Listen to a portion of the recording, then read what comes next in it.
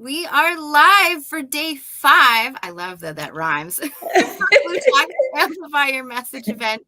We're going to have a lot of fun this morning because I am joined by one of my favorite people because she's deep like I am. We want to know below the surface that most people have conversations about. We want to go deeper. We want to know how everything connects. We want to just know the human being and the meaning behind things. So far, our guest is not here, so we're just going to have a conversation to remind you about some of the things that have happened or that we talked about this week and the patterns. There was a lot of conversation around creativity and how different people have different definitions. But when we keep talking about creativity and being described as a creative or a creator, it's never just about art. And I wanted to highlight that piece because we are entrepreneurs and it is our job to create. It is our job to question, and it is our job to problem solve, which is a part of being creative. And I love that just keeps coming up over and over this week. Earlier in the week, we had Diane on, and Diane and I just had this wonderful conversation to start off. And we're like, you know what? She likes cards. I bought a new gratitude deck because I needed that at the moment. Flashy lights. It's all Sorry about that, everyone. I hit the wrong button. Good. And so when we both pulled different cards from different types of decks, they still said the same thing.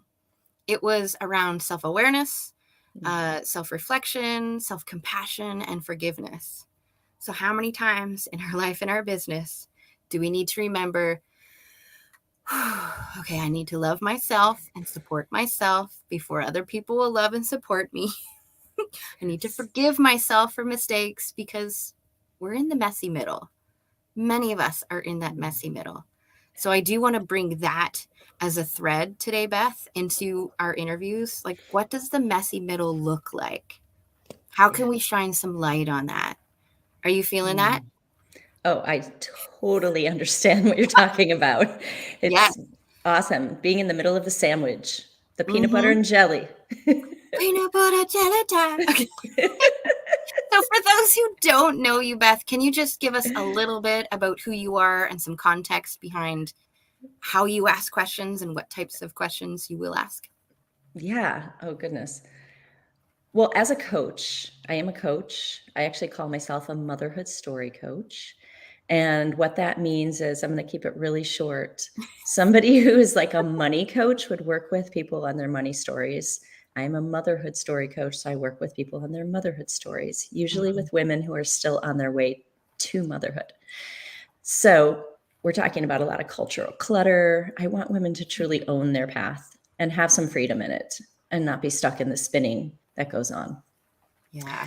So that's what I do as like my daily passion and talk about who I am is so many things, which isn't defined by what I do, but I'll say it this way. In the coaching program that I was in, we would come up with 5 words. We were given 5 words was called our essence. And those 5 words, I will use those 5 words to describe me. Oh, okay. Yeah. Continue. Yeah, which is beauty, delight, wisdom. I'm sorry, beauty, delight, connection, wisdom, and strength. I love those. Beauty, delight, connection, wisdom, and strength. Yeah. So when I'm asking questions, it's going to be from that place. But going back to where I started, as a coach, I love to dance in the moment. And that is where the magic is. It is letting down your agenda, truly listening to somebody at those deep levels and asking the question that just might not be obvious, but that you hear because you're listening at those deeper levels. Like that's what I love. And what happens in that, it's not the asking of the question, it's the connection. One of my essence words, it's the connection with people and that magic that gets created in that space when you're both there present. I live for that. Sandra and I had mentioned at the end of the day yesterday that sometimes, I can't remember if we mentioned this live or behind the scenes afterwards, but we can get caught in listening mode where you're just absorbing everything. Mm-hmm. And then when they stop talking, you're like, oh yeah, like a question or some sort of comment on it. Sometimes you can think of nothing because you're just so open at that point. And other times you can think of 20 different things that you want to say and get overwhelmed because they all seem so magical in that moment. Yes. Okay. Yeah. And I love that you say that, because one of the tools of a coach that's so important is silence, Yes. right? Is just being able to sit and so let's relate that back to the messy middle. Yes.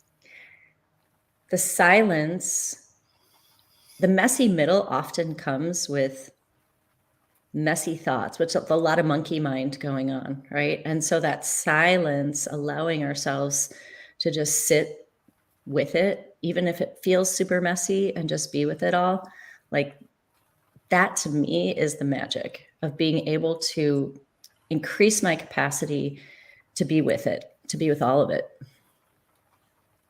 So I remember, a little off topic for a moment, but I just realized that we had discussed potentially having another friend on, but I didn't want 4 of us in one room. But since our guest isn't here, do you want me to send our friend a message and Yeah. see if she's still Yes. available? Okay. Yeah. Let's do it. Okay. Wandana. I'm just gonna tell you what I'm doing at the same time. Okay. Be like, That's awesome. hey, Best didn't make it. You want to join in? Okay, so I went pretty deep fast there, Laura. Did I? No, I love it. That's my favorite part about you, because I want to do that all the time. That's good. Well, it's funny because this morning I was like, let's be fun. Like, let's just not go super deep. But then you bring up these topics, and that's just like, you just reel me in. No. No, It's like putting 2 redheads in a room. Oh, look, she's even live. There we go. Oh, there we go. Awesome. So now it's up to her. I have sent her the link. If she would like to join us, she's Okay. more than welcome to. If she's busy, great.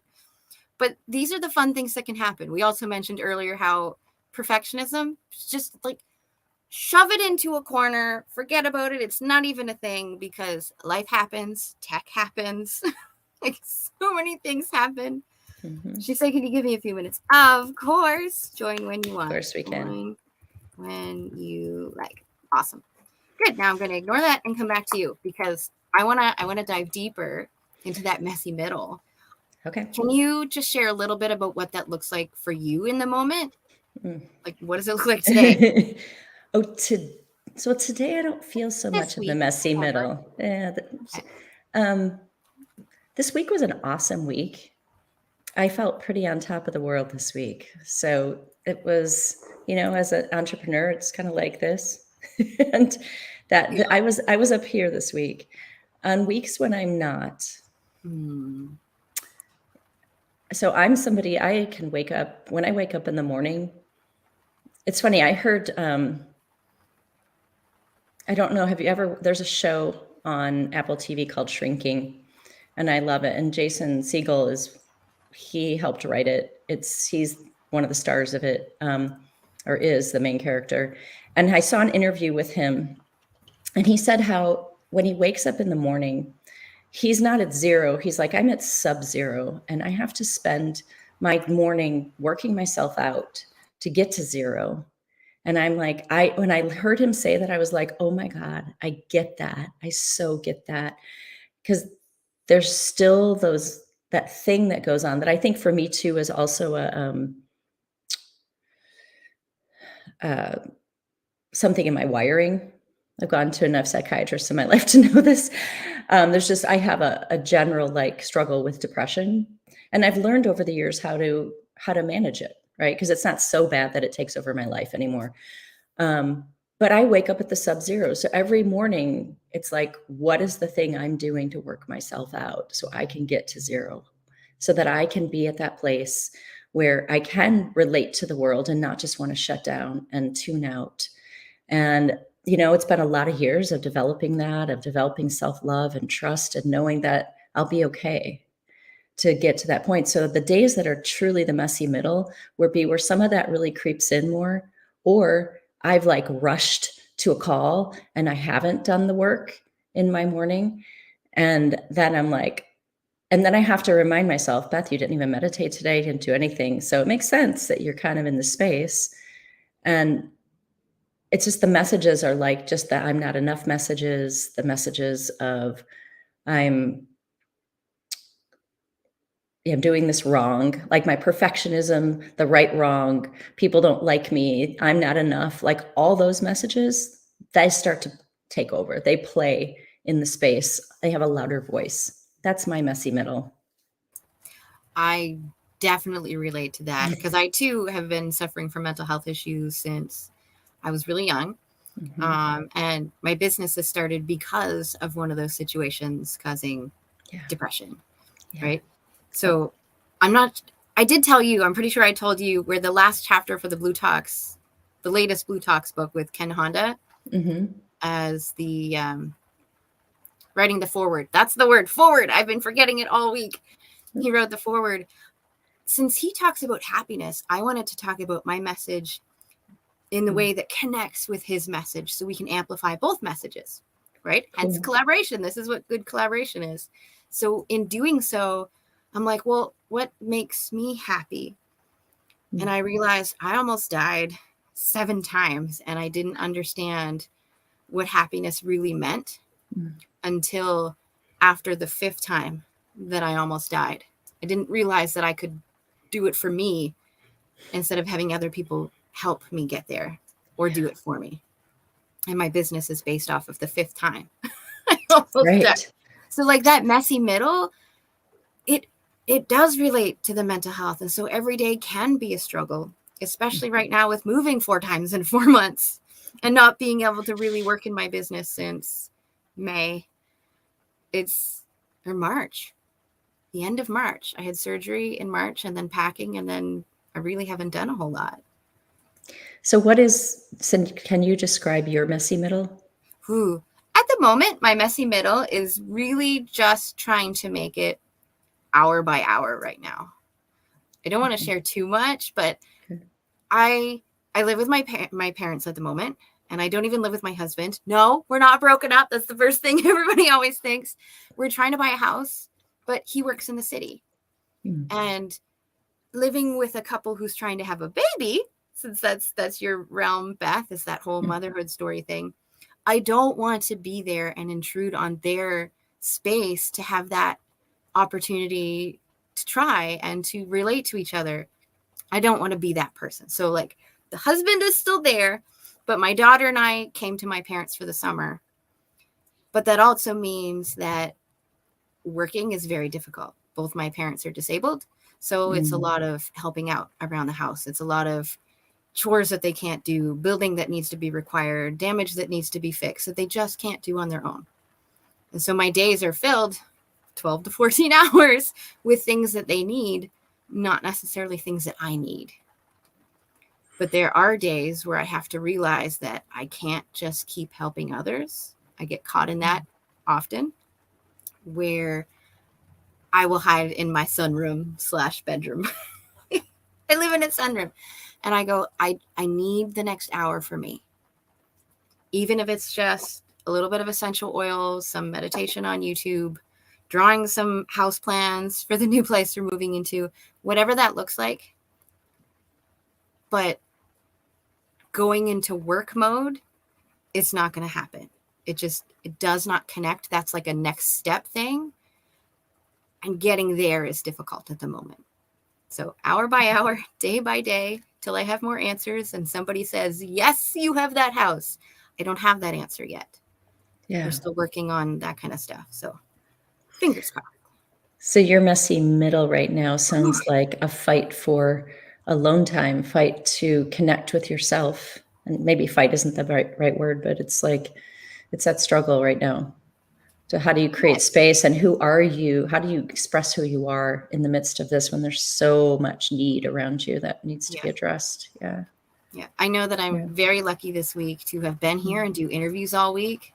Yeah. Because the person that was helping my dad with renovations, because we had lots of floods and lots of forest fires and everything in the province lately, that there's there's a lot of family and friends needing help, and my dad is one of the people that they hired to do that. But the person that he was working with quit. So now my disabled father is trying to crawl on the ground and do things, and that's not something that he can do. So Wow. he's trying. So I'm like, I'm picking up there. I'm picking up my mom. I'm trying to look after my cats since my cats are here too. It's these little things. Yeah. And your daughter? And Don't well, forget my her. daughter's pretty good. She looks after Mhm. herself. Yeah. Okay. The fifth time I almost died, the thing that started, sixth time I almost died. That my daughter was born at that point. So she was 17 months old. Okay. I hit a telephone pole instead of being backed over and run over by an SUV. And Mm. so when she was growing up, she saw me in the midst of PTSD. So part of her job was actually to help me every day. And I still feel horrible about that. Because I'm the one that's supposed to nurture her and be her mother and take care of her.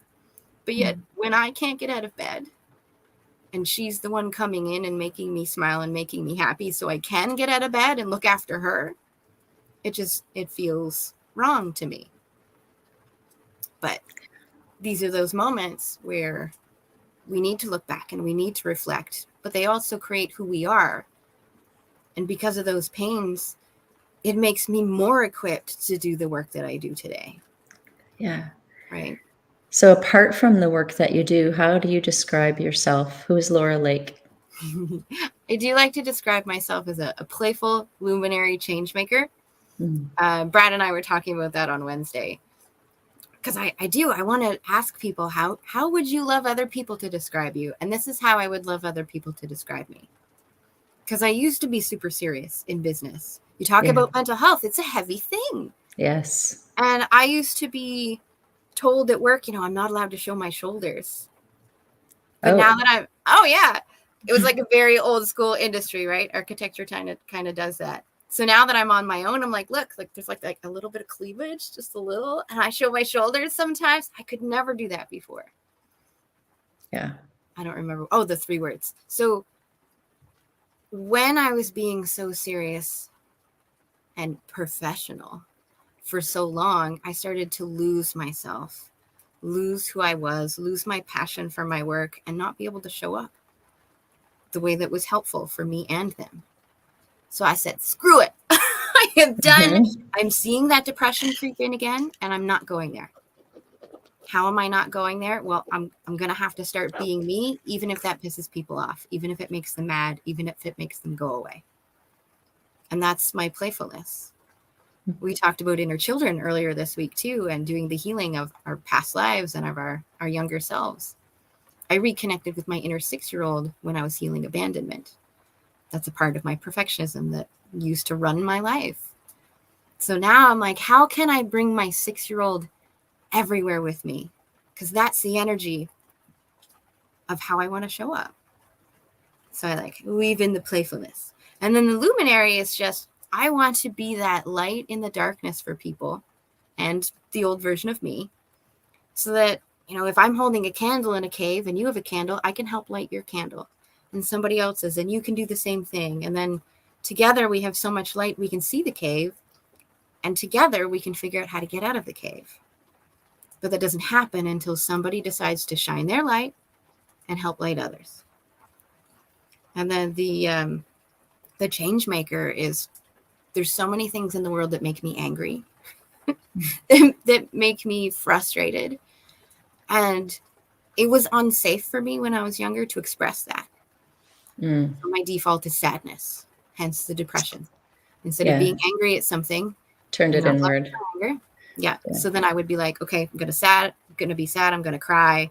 Yep. And not stand up for myself, not share my voice. Mm-hmm. Now there's things that I know that I can change by being that brave person to say something in a nice, kind, human-centered way. Yeah. How can I question things without blaming people or shaming people, but to identify things that can be better through the behavior or through the process, right? It kind of separates the human from the thing. Makes it What I'm hearing you talk about is just that curiosity rather than judgment. Exactly. Mm-hmm. It's like we talked about sales earlier and how an empowering stance for sales is so much easier to get, repeat clients and have people Mm-hmm. come in and feel good and then share. But when you sell from shame or you sell from fear or guilt, there can be tension there. There's not generally a lot of referrals, but that was the norm. Yeah.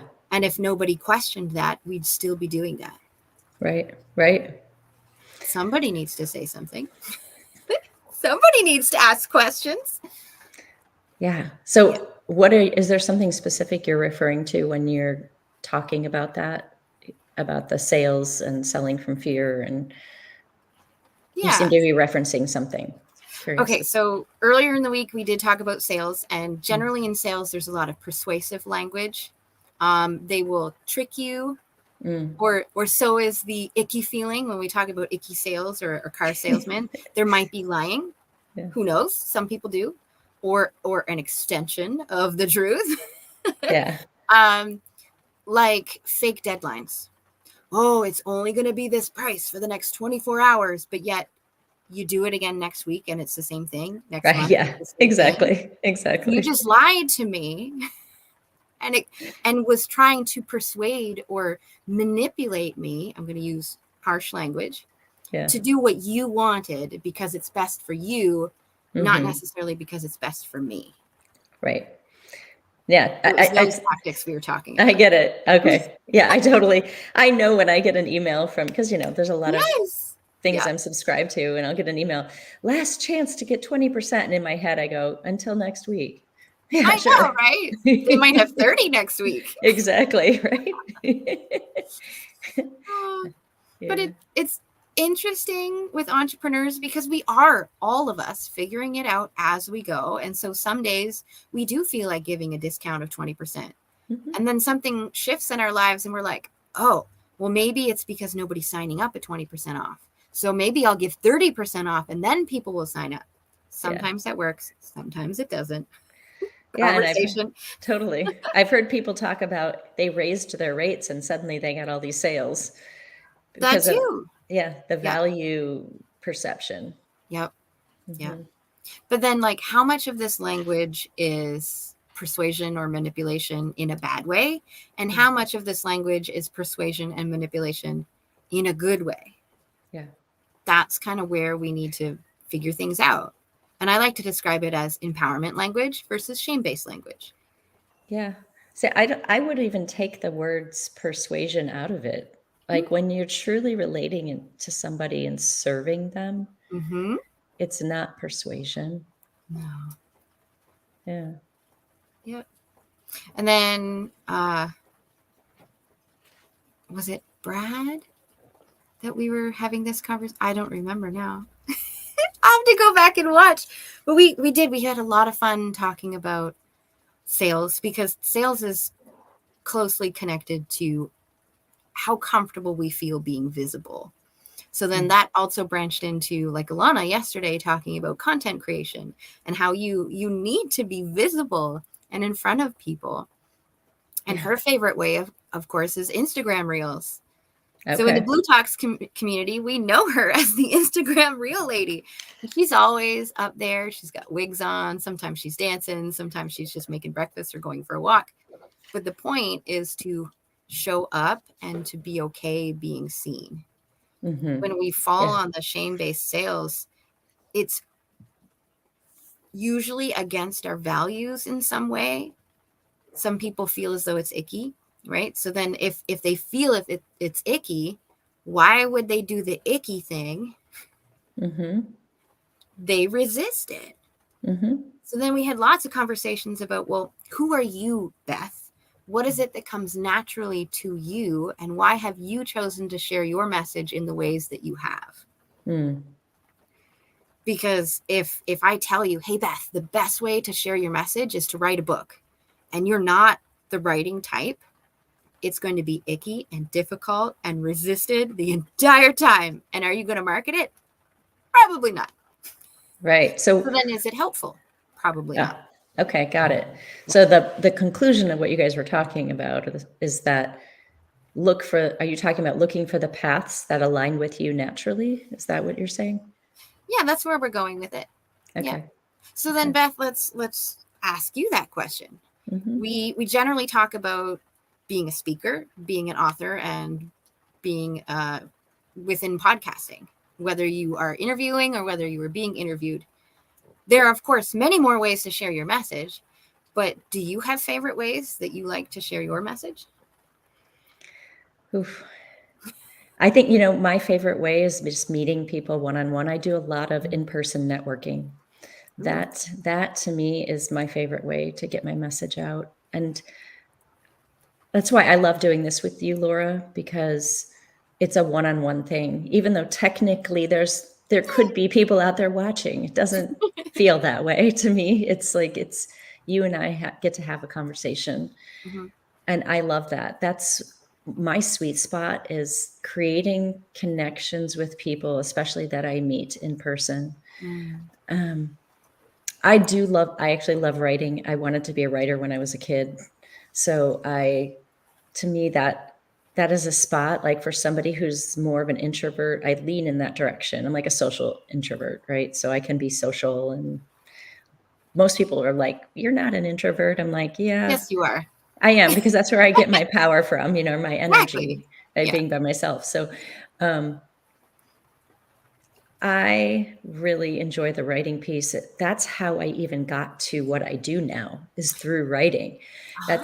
It was all through writing. Like, it was writing. And this is interesting, because this is where, like, pushing into the resistance sometimes can make a difference, because you were saying, well, kind of go with the path that feels aligned with you. For I now. would, I would, yeah, but I would say it's really important to push the envelope on Yes. places where there's the resistance, because that is how I got to my message. It was the social media thing. I hated social media. I was like, oh, but at the time I was like, oh, but I got to do it. so, so I'm like, Yeah. so I'm like writing, and it was the writing, and I would overthink everything. Right. Mm-hmm. Like, I'm Mm-hmm. going to write so much. I'm going to overthink it. And but in that writing, that's where I got to my message, because I thought I would be coaching women who had missed motherhood like myself. But in writing about it, I was like, wait a second. Wait, how did we all end up here? What's going on? What is the root cause of all this? And that's how I got to my message. I wouldn't have seen that otherwise. Like, oh my God, this is just a symptom of something else. Mm-hmm. So writing is really important to me. That I know, and sometimes I resist it because I'm just like, oh, I don't want to sit down and write right now.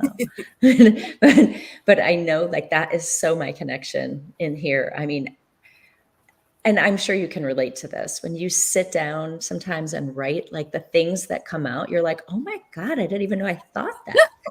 I wonder if I can find that. Share a little more, and then I'll see if I can Okay, find I'm gonna get some water here. Yeah. Yeah, it is totally cathartic, which is why, for example, in the Artist's Way, they have you do the 3 pages every day. There's just something about getting all that stuff out. Like, I have had moments where I've been so angry at my boyfriend about something, and I will get up and start to do what I learned and call completion. And the first exercise in that completion is to just write out everything, or you could talk it out, whatever, like everything you feel, everything you think, just like get it all out, let yourself dump it out. And when I do that on paper, like, I can go from being super angry to, like, it's just gone. Like, it just shifted like that. That's the power of writing.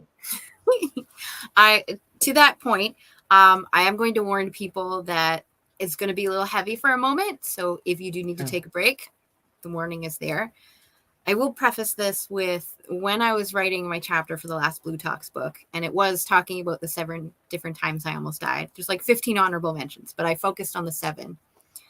I realized when writing that the one that has catapulted me to basically everything I am and everything that I speak about today was the one that I did not try to heal, that I did not try to even talk about or look back to.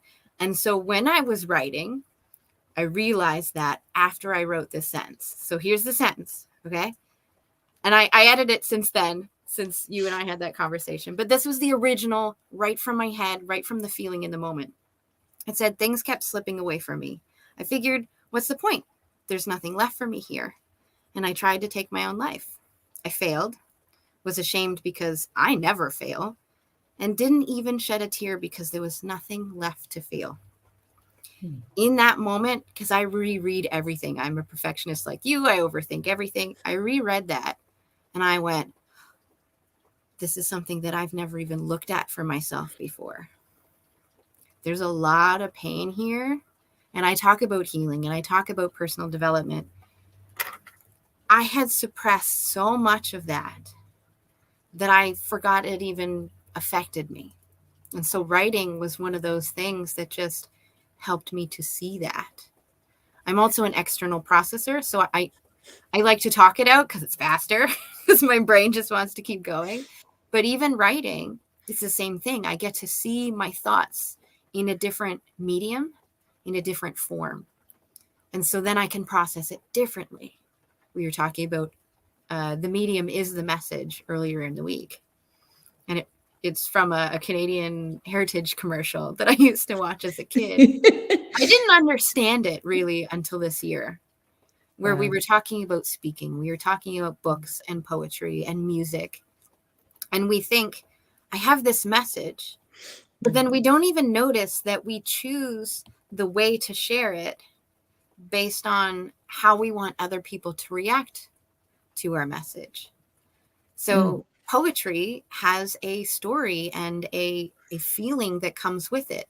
So earlier, again, not so great with names. I don't remember who it was that said that they like to write political poetry.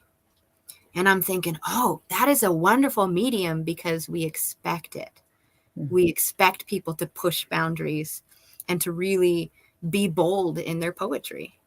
But if they wrote that in a book or they said that on stage, people would react completely differently. Yeah, that's amazing. I love that. I love that. So I'm curious, the piece that you wrote or you Mm-hmm. just read, Yeah. is it in your story like that? Or how did you end up presenting it? I did edit the sentence just a little bit. Okay. Our friend is unsure that she can make it, but she's still trying. That's all good. Okay. Okay. I did switch it up a little bit because this was just initial thought, and I loved that you gave me some feedback. It's like, do the thing that you tell other people to do. But in the moment, that's not where I was. Sure. So I always come back and redo it. So when I came back, I did add more about what I felt in that moment. Because that's what I ask my clients to do. It's like, yeah, you want to share with other people the sparkle and the healing and the good side of how you've gotten out of your struggle, but we don't tend to like to talk about the struggle. So I keep asking people to please get clear around what that struggle looks and feels like, especially the emotions, because the emotions drive the actions. What do you mean by that? Get clear about it.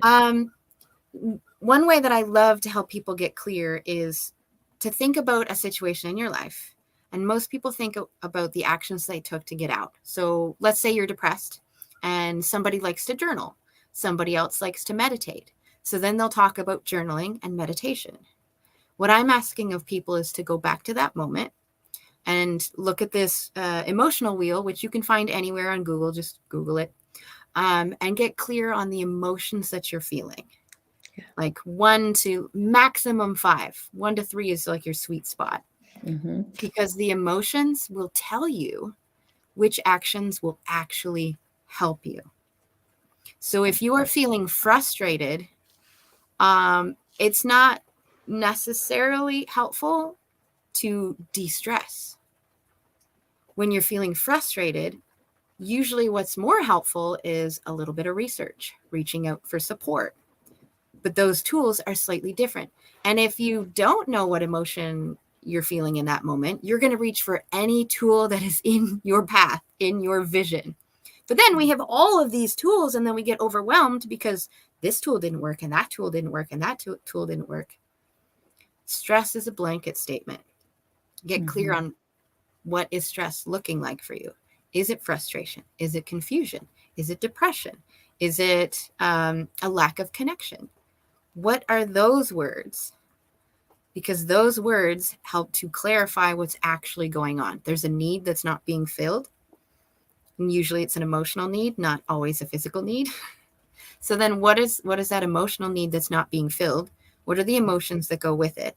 What is the opposite of the emotion that you're currently feeling? Because that's what you're actually seeking.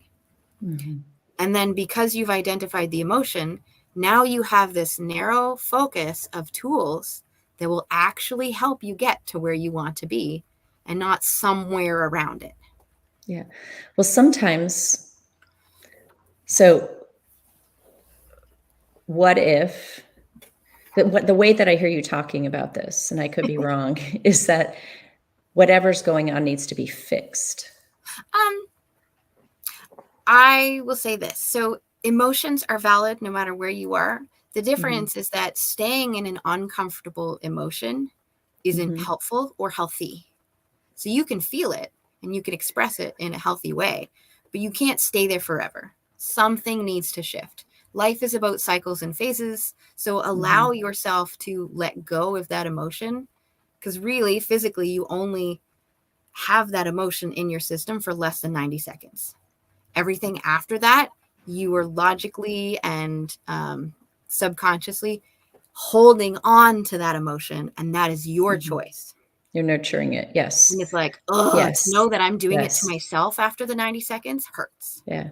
That's the distinction. It's like, are you feeding the beast or are you, because there's a difference, right? When you can truly allow your emotions to be there and you feel it, like when you really allow yourself to feel, you end up, it can dissipate then. That emotion can dissipate. But when you're feeding it, then it's not going to dissipate, because there's a difference, right, between truly just feeling the emotion and being stuck in a spiral, right? Those are two different things. The other side of it is that the goal is to learn to love ourselves in every moment. Yes. And then from there, not from the desperation point, but from that point of I accept where I am right now. From that point, we can look forward and go, this is how I would love to feel and continue to grow. And then we can strive for that. But I don't ask people to strive for that until they get to that place of knowing and loving, that crap that I've been through, I can accept that. I can love that. And then when I talk to my clients who are in that same spot, they can feel that love and acceptance too. Instead of feeling like they're pushed aside, like I used to push aside my old me. Right? Yeah. It feels completely different. Yeah. Yeah. We want to move forward with openness instead of judgment. Yes. Yeah. Exactly. Yeah. There's a process that I've used sometimes, that's from Tara Brach. I don't know if you know her. Yes. Her RAIN process. Mm-hmm. That's her RAIN method. I don't know what she calls it, but which is recognize, allow, investigate, and nurture. And so like recognizing the emotions, allowing them to be there, investigate, which is in a way like giving them a voice, which what you were really referring to earlier. Like, what is it saying? Like there's little treasures when we listen that we can find, and then nurturing, not the bad thing, as we were talking about, but the thing that's going to perpetuate the spiral, but nurturing the thing that you need, that you've learned about when you did the investigation. That when I went to the open mindfulness group, which we had talked about earlier this week, one of my mentors was teaching the class, and she took me on as a mentee, I guess is the word. And she was teaching the Tara Brach RAIN system. Okay. But at the same time, I loved that she was my mentor, because mindfulness healed my chronic pain because it was about the relationship that I had to the pain. I kept trying to push it away. I kept trying to ignore it. I kept yelling at it and being angry at it. And it was that relationship that kept me in the pain, not the physical issues that I had anymore. Yeah. The That's physical issues beautiful. was like a year. Wow. The next 2 years was my relationship to the Yeah. pain. What, in a nutshell, what was your relationship to the pain? I didn't want it. I wanted it to go away. Like, just leave me alone. Okay. You're the worst thing ever. I don't want you. Like, all of that kind of energy of just. Uh-huh. And so it was constantly on my mind. I was constantly using a lot of energy and effort to push Mm. it away. What shifted it for you? The allowing. Mm. A lot of emotions, because emotions, right, are a part of that relationship. Emotions are just communication. And so what I was telling it was a lot of negative stuff. And just like money, it has an energy. And so if we treat it kindly, then we have a better relationship to it. So if I was telling my pain, I don't want you, it's going to get mad at me like a human being would. And it would probably retaliate, and it would probably like push back. And so that's what was happening. So when I started to accept it as it was, I started asking, okay, what is the message that you have for me? What are you trying to tell me that I'm not listening to? And most of that was, your life is not going the way that you wanted it to, and you're doing nothing about it. Mm. Said you were going to do these things. You said that this is who you want to be and this is what you love. You're doing none of that. And I went, oh shit, I'm not, am I? And from that moment on, like, I remember one of the days, my baby finger, actually on my left hand, that was the first part of my entire body that let go. Wow. And I bawled like a baby, because even that release in just one finger felt so good. Mm. And it took a while to get the rest of my hand and my arms and the rest of my body. But even just that one baby finger was powerful. Wow. That only happened after that realization of communicating with the emotions it was trying to tell me. That's incredible, Laura. I didn't know that part of your story. That's really incredible that it was such a tangible letting go, of that pain as you emotionally embraced all the messages. And I want to acknowledge you for embracing that message of, well, you're not doing what you said you're going to do. I think a lot of people, like, if I had heard that message when I'm already down, it would have I would have felt more shame around it. But you heard it and were like, yeah, like, that's incredible. So our guest is here. We're going to include her Awesome. in the conversation. Awesome. Hi, Wanda. Hi. Hey guys. Hey. I was just telling a story about my first time in mindfulness, because we got on the topic of chronic pain and how emotions have messages. And that came from a sales conversation. It's been a lot of fun. Yeah, I can imagine. Basically, the gist was that Never know where you're going to go. I know, right? The gist was that I suffered from chronic pain after my accident for 3 years. But after that first year, it wasn't physical. It was all mental and emotional. And I remember the day where my baby finger let go. And it was so powerful because I changed my relationship to the pain. I listened to what my emotions were trying to communicate to me. And that's a conversation that entrepreneurs really need to have with themselves, as we bring this theme of the messy middle throughout the interviews today. It's like, what does the messy middle feel like? What does it look like? How can we relate to it differently so that we can make it through and be that successful person that we wanted? Is it really that time already? It is too. It is that time already. I'm gonna bring Irma up to the stage too. Okay. We can have some fun together, Beth and I'm happy to bow out too if you guys want to just take over. I was don't gonna have say to whenever stay. you want. It's Okay. fine. Before you do that, can I show Yeah. you something? Because I Sure. wanted to share it earlier. There's this new app I found called How We Feel. Have you seen it before? Oh, No. cool. And it's was created by these I don't know, psychiatrists, psychologists, whatever, from Yale, and it's all based on study. And what you can do is you can do a check-in, And it starts out with 4 little things. And it's high energy, unpleasant, high energy, pleasant, low energy, pleasant, low energy, unpleasant. And let's say if I hit on high energy, pleasant, I get all these feeling words that I can choose from. I Oh my love God. that. Yeah. So I thought that so then you can start tracking where Yeah. you're at, which could be good or bad, up to you. I've just started using it in the last week just to kind of play with it and see if it's something that I think is helpful and maybe my clients would like and see what I get from it. You should send it to me, I will. and you should put the link in the comments Okay. somewhere. Okay. We All would right. love For that. sure. I'd like to see it too, Beth. Okay, cool. So Irma, I'm going to bring you up as our first. I didn't even realize we were at that time, but we just have so much fun. And Irma, it's not like welcome we to can't the talk stage. forever.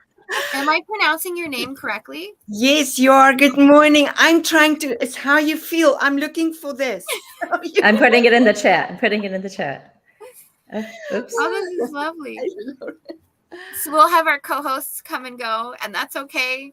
It's all good. So I'm not going to force anybody to be here when they have other things to do. I get it.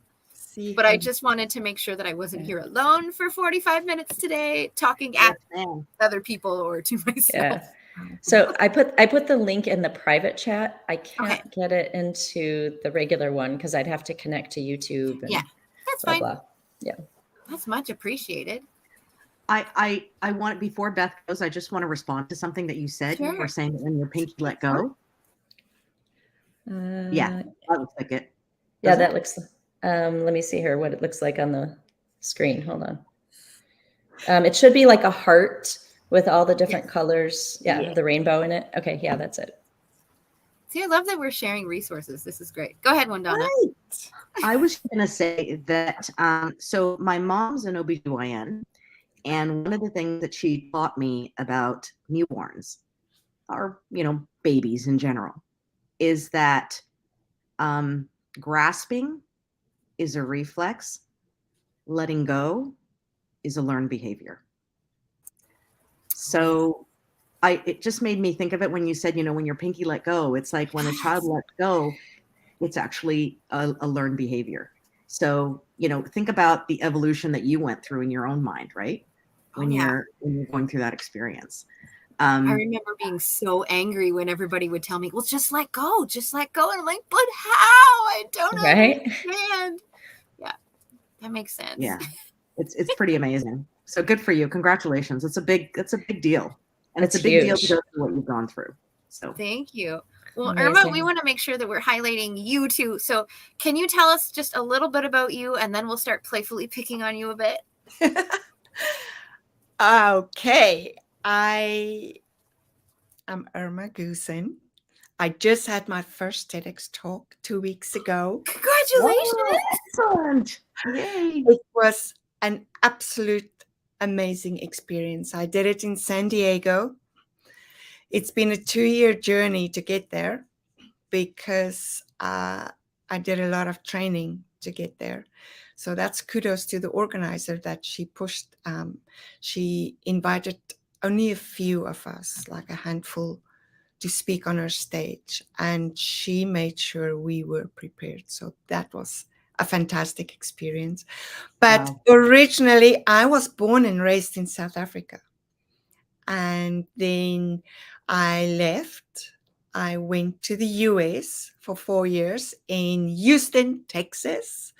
And we lived on an acreage just outside of Houston where my younger daughter was born. I have 2 girls, and then the other one was born in South Africa. So now today they are thriving, but it was a tough journey getting there.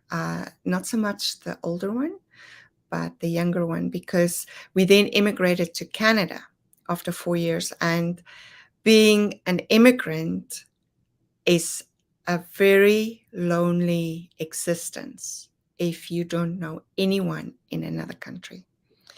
And the other thing is you don't have your support network, right? You don't have, Mom, can you take care of the baby? The baby is sick. Or Mom, I have to work overtime, or whatever the case might be. Or, sis, can you maybe have a party at your house this week? And something like that. So it's a very, you learn to rely a lot just on yourself. But of course, that is not good either, because we as human beings, we want to connect. We want to be with other people. That is part of our beings. That's part of who we are. And so eventually, we went through the whole gamut of, she was bullied because she's an artist. She's a phenomenal artist and tattoo artist. But going through the time, artists have different temperaments. They have different personalities. They are sensitive. And then, of course, the older one, she tried to overcompensate and work so hard. And then we were a blended family as well. So add that to the mixture. It was tough. It was tough. And I realized eventually, because I worked a lot with youth, and when I told the organizer of the TEDx event, I want to talk about youth, she said, no. And I was, what? But I work with youth also. And she said, no, there's something stronger there. And I was in the shower and I looked up to the universe. Help me! What am I going to talk about? I want to be on the stage. And I'm there in the shower and, you're an immigrant, dummy. Talk about that. That's that. And when I presented it to her, she said, yes, got to talk about it. Got to tell people what it means to change, the courage it takes to change countries. It takes courage to go from one province to the next, or one state to the next, because there's different dialects, the way people talk, the way they act and what they do, their customs. Imagine doing that when you're an immigrant. I ended up in Houston on Christmas Eve. I've never been on a plane before. My daughter and I left South Africa in a tropical storm. We landed in the biggest ice storm there could be in Europe, where I didn't even know that the pilots, they stopped so way far back and they pulled us to the terminal with these little buggy things, and everyone cheered. And I was, why is everyone cheering? Not realizing it was sheer ice. That they were actually so good, they managed to bring the plane down, and then they slid us all the way ice skating to the terminal. That was the first time I'm like, oh shoot, I could die. And then getting to the US, and it's the biggest storm, ice storms everywhere. It was like all over the world.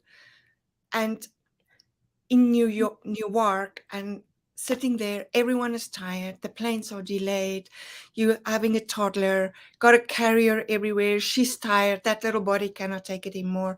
And then stepping into Texas on Christmas Eve. What an experience. I mean, everything was different. And I went with an open mind. I was done. I could not take the violence anymore. I couldn't do anymore what happened, because the reason we left, the biggest reason we left, wasn't just about what happened to us and being accosted, but my daughter was 2 and she was in a daycare, and I got this phone call, and I mentioned it in my TEDx talk, so you get a little bit behind, but I got a phone call to say that I needed to go pick her up and I shouldn't listen to the radio. She's fine. And I was, what happened? They said, we don't want to talk to you on the phone. You need to get home. And to the daycare. And I remember driving thinking, I don't have money to bribe a cop if they pulled me over. So I had to drive carefully. And then on the one side, I saw dolphins in the ocean, because it was in Durban, South Africa, right? And I got there. Chaos. These 3 people, they walked into the daycare with suits, but they hid the AK-47s underneath their jackets. So they walked in under the pretense they wanted to enroll a child. And once they were inside, they pulled out the guns. And it was horrible. They pulled the babies from the cribs and held them upside down, and they tied up it was ugly, ugly, ugly. But my daughter was in another building where the little toddlers were having a morning snack. So I got there, of course, there's police everywhere and there's parents everywhere and everyone is crying and everyone is upset. And I looked at it and I'm done. I'm done. And that's when I decided I'm leaving. And yes, it was quite the experience. And you know what's the first thing I saw as we got in the following day? Friends took us around Houston area. I saw a family walking on the sidewalk with the mom pushing the stroller. The dad had a child on his shoulders. I'll never forget that image. There was a dog. They were walking. They were free to take a walk as a family. I've never been free in my country. I grew up with curfews. We were at nighttime, all of us had curfews. It wasn't just the different Black tribes. It didn't matter your race, you had a curfew. And I was, what? You can do that? And it's crazy because your whole perspective changed. I was in shock. You know, you get to a new country and that happens. And everywhere we went, it was different. They were, you didn't have to look over your shoulder constantly. I mean, even today I still do because it was so ingrained in me, but I didn't have to sleep with a gun underneath my pillow, you know. And when we came to Canada, the biggest thing that happened was, how do we survive the cold? You know, there were no bears in the streets. There were no cougars roaming around, although they do actually. True story. They do come into the towns. But here in Calgary, you know, you look at raccoons and you look at those stinky creatures with a little white stripe, you know, those ones. We call them fart cats. Fart cats. Hilarious. They stink. Oh my goodness. No, that was the change. And then, of course, customs and schools and everything. Yeah, that's what it's about. So I work with immigrants now. Awesome. Because of that, because if I can help immigrant families, I help the youth. Yeah. Big into youth leadership programs. But in order for the immigrant youth to get there, their families need to feel as if they belong and as if they fit in. And so that's my story. That's awesome. Irma, you're amazing. I apologize. I need to take off. I'm going to let these amazing women be here with you and talk. Thank you, Laura, for the opportunity. Good to see you, Andrea. Yes. Bye, Beth. Bye. And I was mistaken. They are fart squirrels, not fart cats. Squirrels. Oh, yes. And did you know Alberta, the province Calgary, is in rat-free? That means that there's a certain, like a very low percentage probably on the farms, and sometimes you see them somewhere. And apparently rats are so smart that they know when they're at the border of the different provinces that they're not allowed to go into Alberta. That's so strange.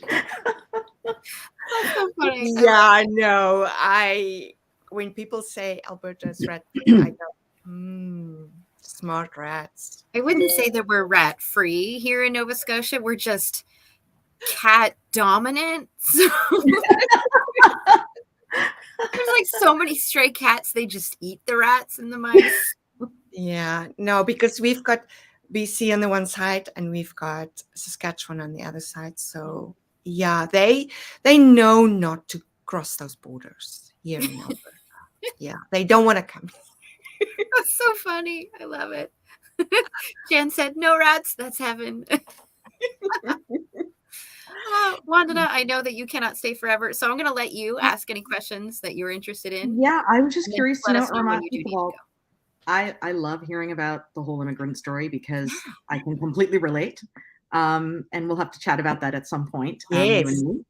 And I just wanted to know what you were doing before you got into the, working with immigrants. Engineering. Engineering. I am still working on engineering because my kids are grown, right? So I have lots of time.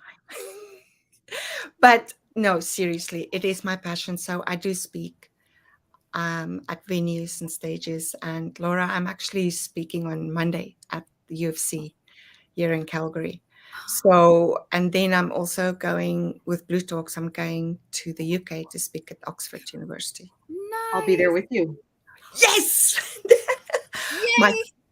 It's funny. It's I just feel that this is such an opportunity to showcase exactly how I feel. And of course, with a TEDx talk, I prepared months in advance, which also gave me the opportunity to rewrite the speech about 20 or 30 times because I started so long before.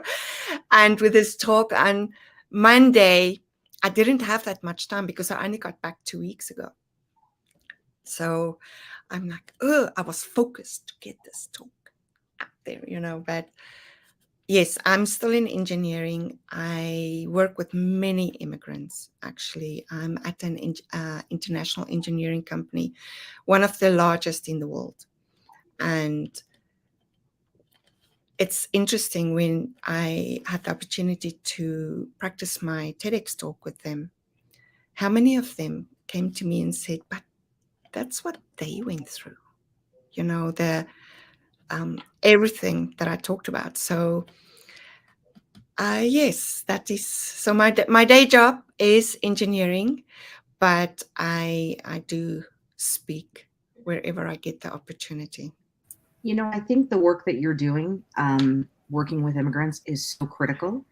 And I say that because one of the studies that I've read talked about the integration of immigrants into society, which is those that don't, and those that don't have a higher rate of crime because they haven't integrated and they haven't been part of being part of the culture that they're in. So I just agree. Such a valuable skill. It's interesting that and the 7-step process that I managed to craft, I followed that. I sat down one day and I thought, okay, I need to do this and this and this and this if I wanted to fit in. And it started back in Texas. And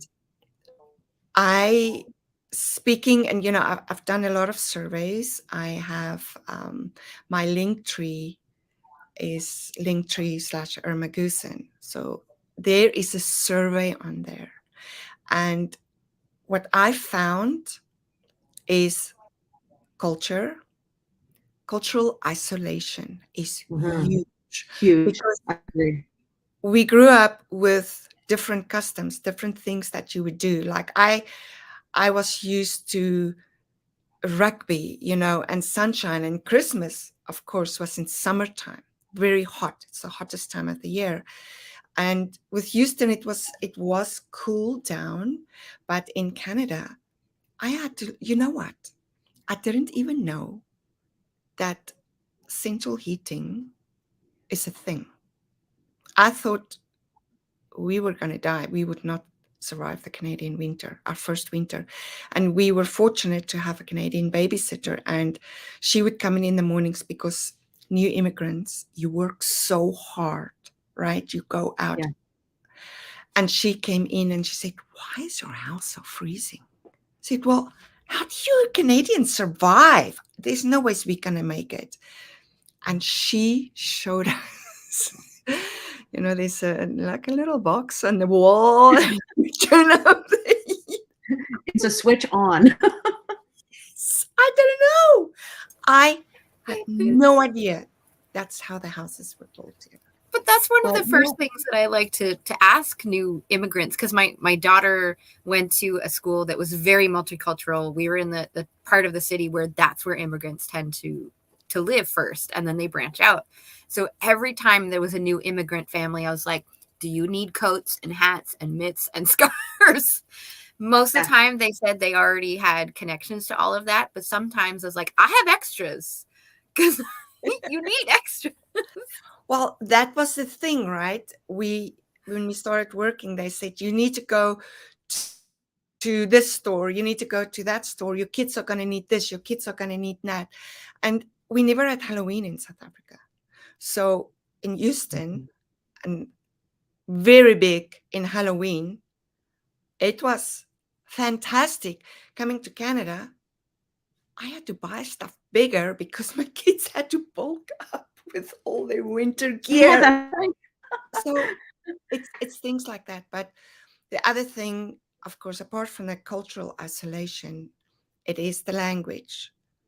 I spoke English in South Africa, but my mother tongue is Afrikaans. So my English was very basic, even though I needed English on a higher level to go to university. Our lecturers were in Afrikaans. The textbooks were in English, but the lecturers were in Afrikaans. So when I went to Houston, I struggled. I couldn't understand my supervisors. They had to write down my instructions. And you know, when that happens, you see the doubt. Does she know what she's doing? Mm-hmm. You know, so you deal with that. The accent.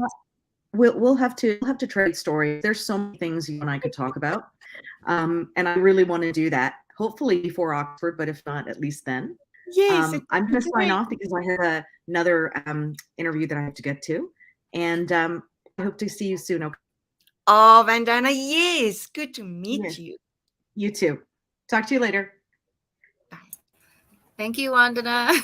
Bye. I figured I would give some opportunities for them to ask questions, because I knew that they were on limited time. Today, I guess we're just going to have like guest co-hosts in and out. But that's okay. Like we go with the flow, because as your journey with immigration and moving in new countries and all of that, you know that you can't just stay in the perfectionism. Sometimes we may want to, but life happens, things happen. You have to go with the flow. So here we are. But now it's just you and I, Irma. Yes. So I want to tell you a funny story. Sure. So we're in Texas and working, and my husband went to the admin assistant and said, do you have any rubbers for me? And she was like, you get that at the pharmacy. But I want to rub out my work because it's called eraser in North America. Things like that. You know, a bonnet became a hood, and a boot became a trunk, and it's not rubbish, it's trash or garbage, you know. And another thing was, we were on an acreage, and so he started asking around, I've got weed growing on my property, how do I get rid of it? And he was kind of looked at funny and said, you know, that's illegal here. I said, really? But how do I get rid of it? But it's weeds, not weed, weeds. Oh, I was like, I don't see what's wrong with that sentence, but I didn't catch the lack of the S. So yes. Yes. So they were silly things like that. It's another thing I found is parents are allowed to be involved with their kids and to volunteer at the schools. And in South Africa, we couldn't volunteer.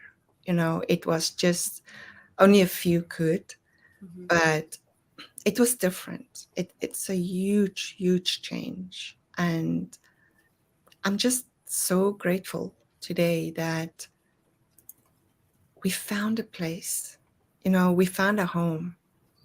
And my friends are now my family, because my brother, he immigrated, but he's in Powell River.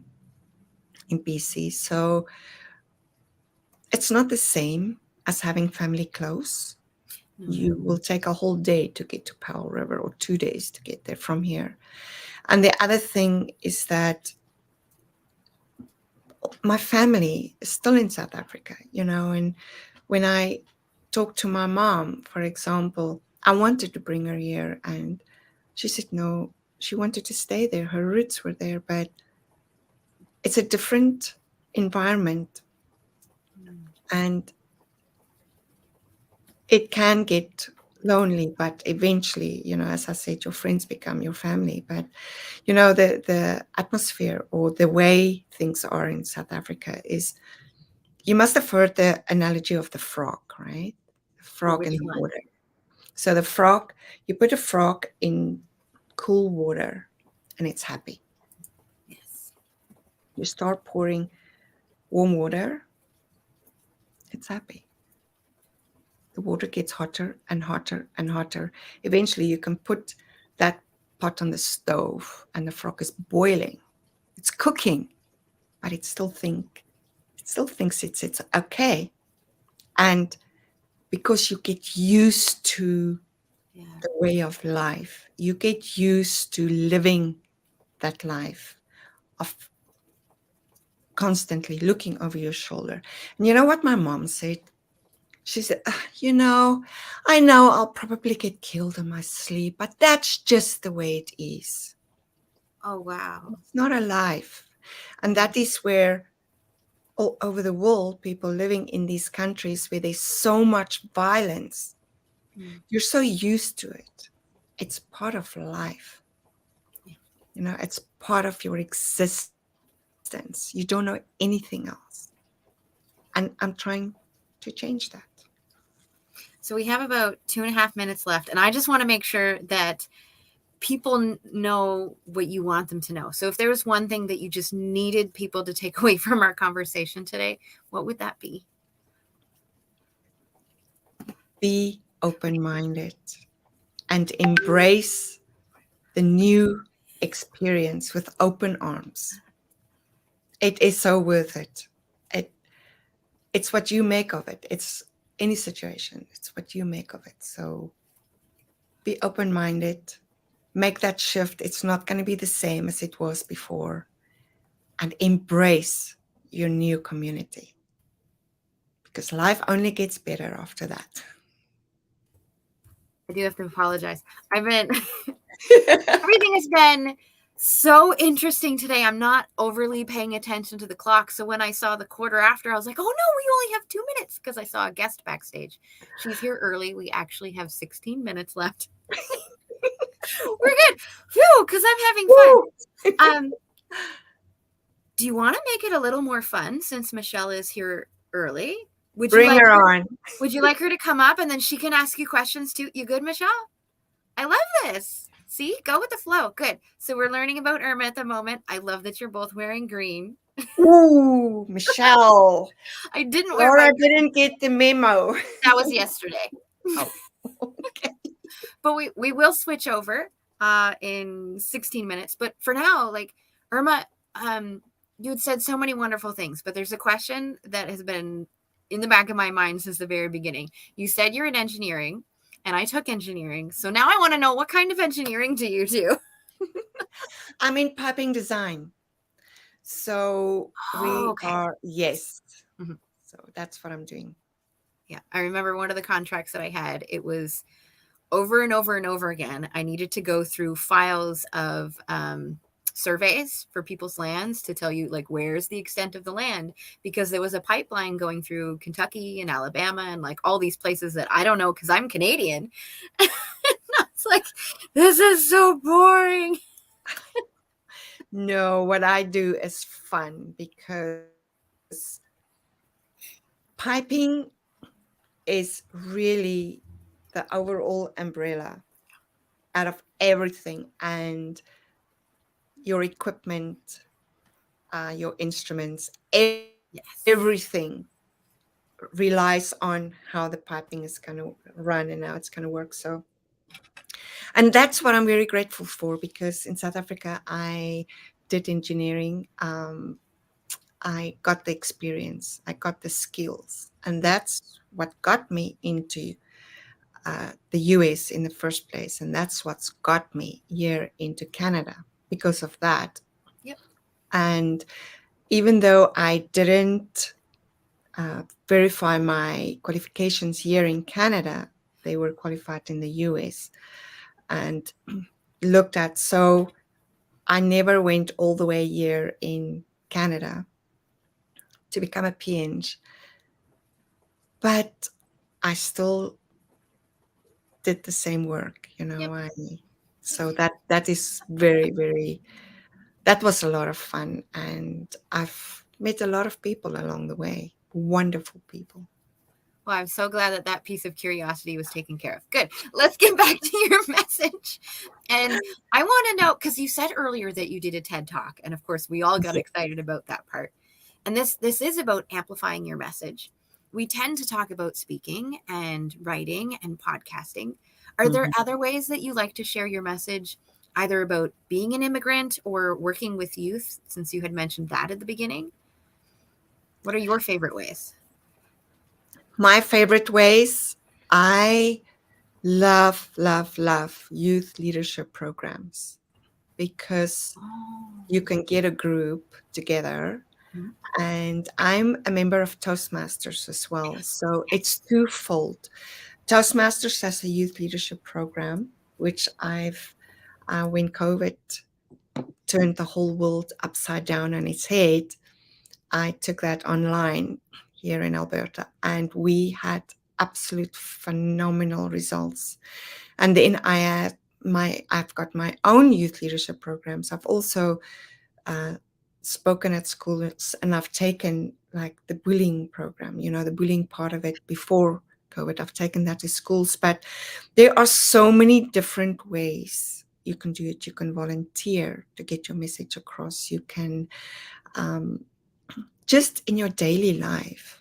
It's interesting how we act, what we say, people see and hear, and they watch, and they learn from what we do.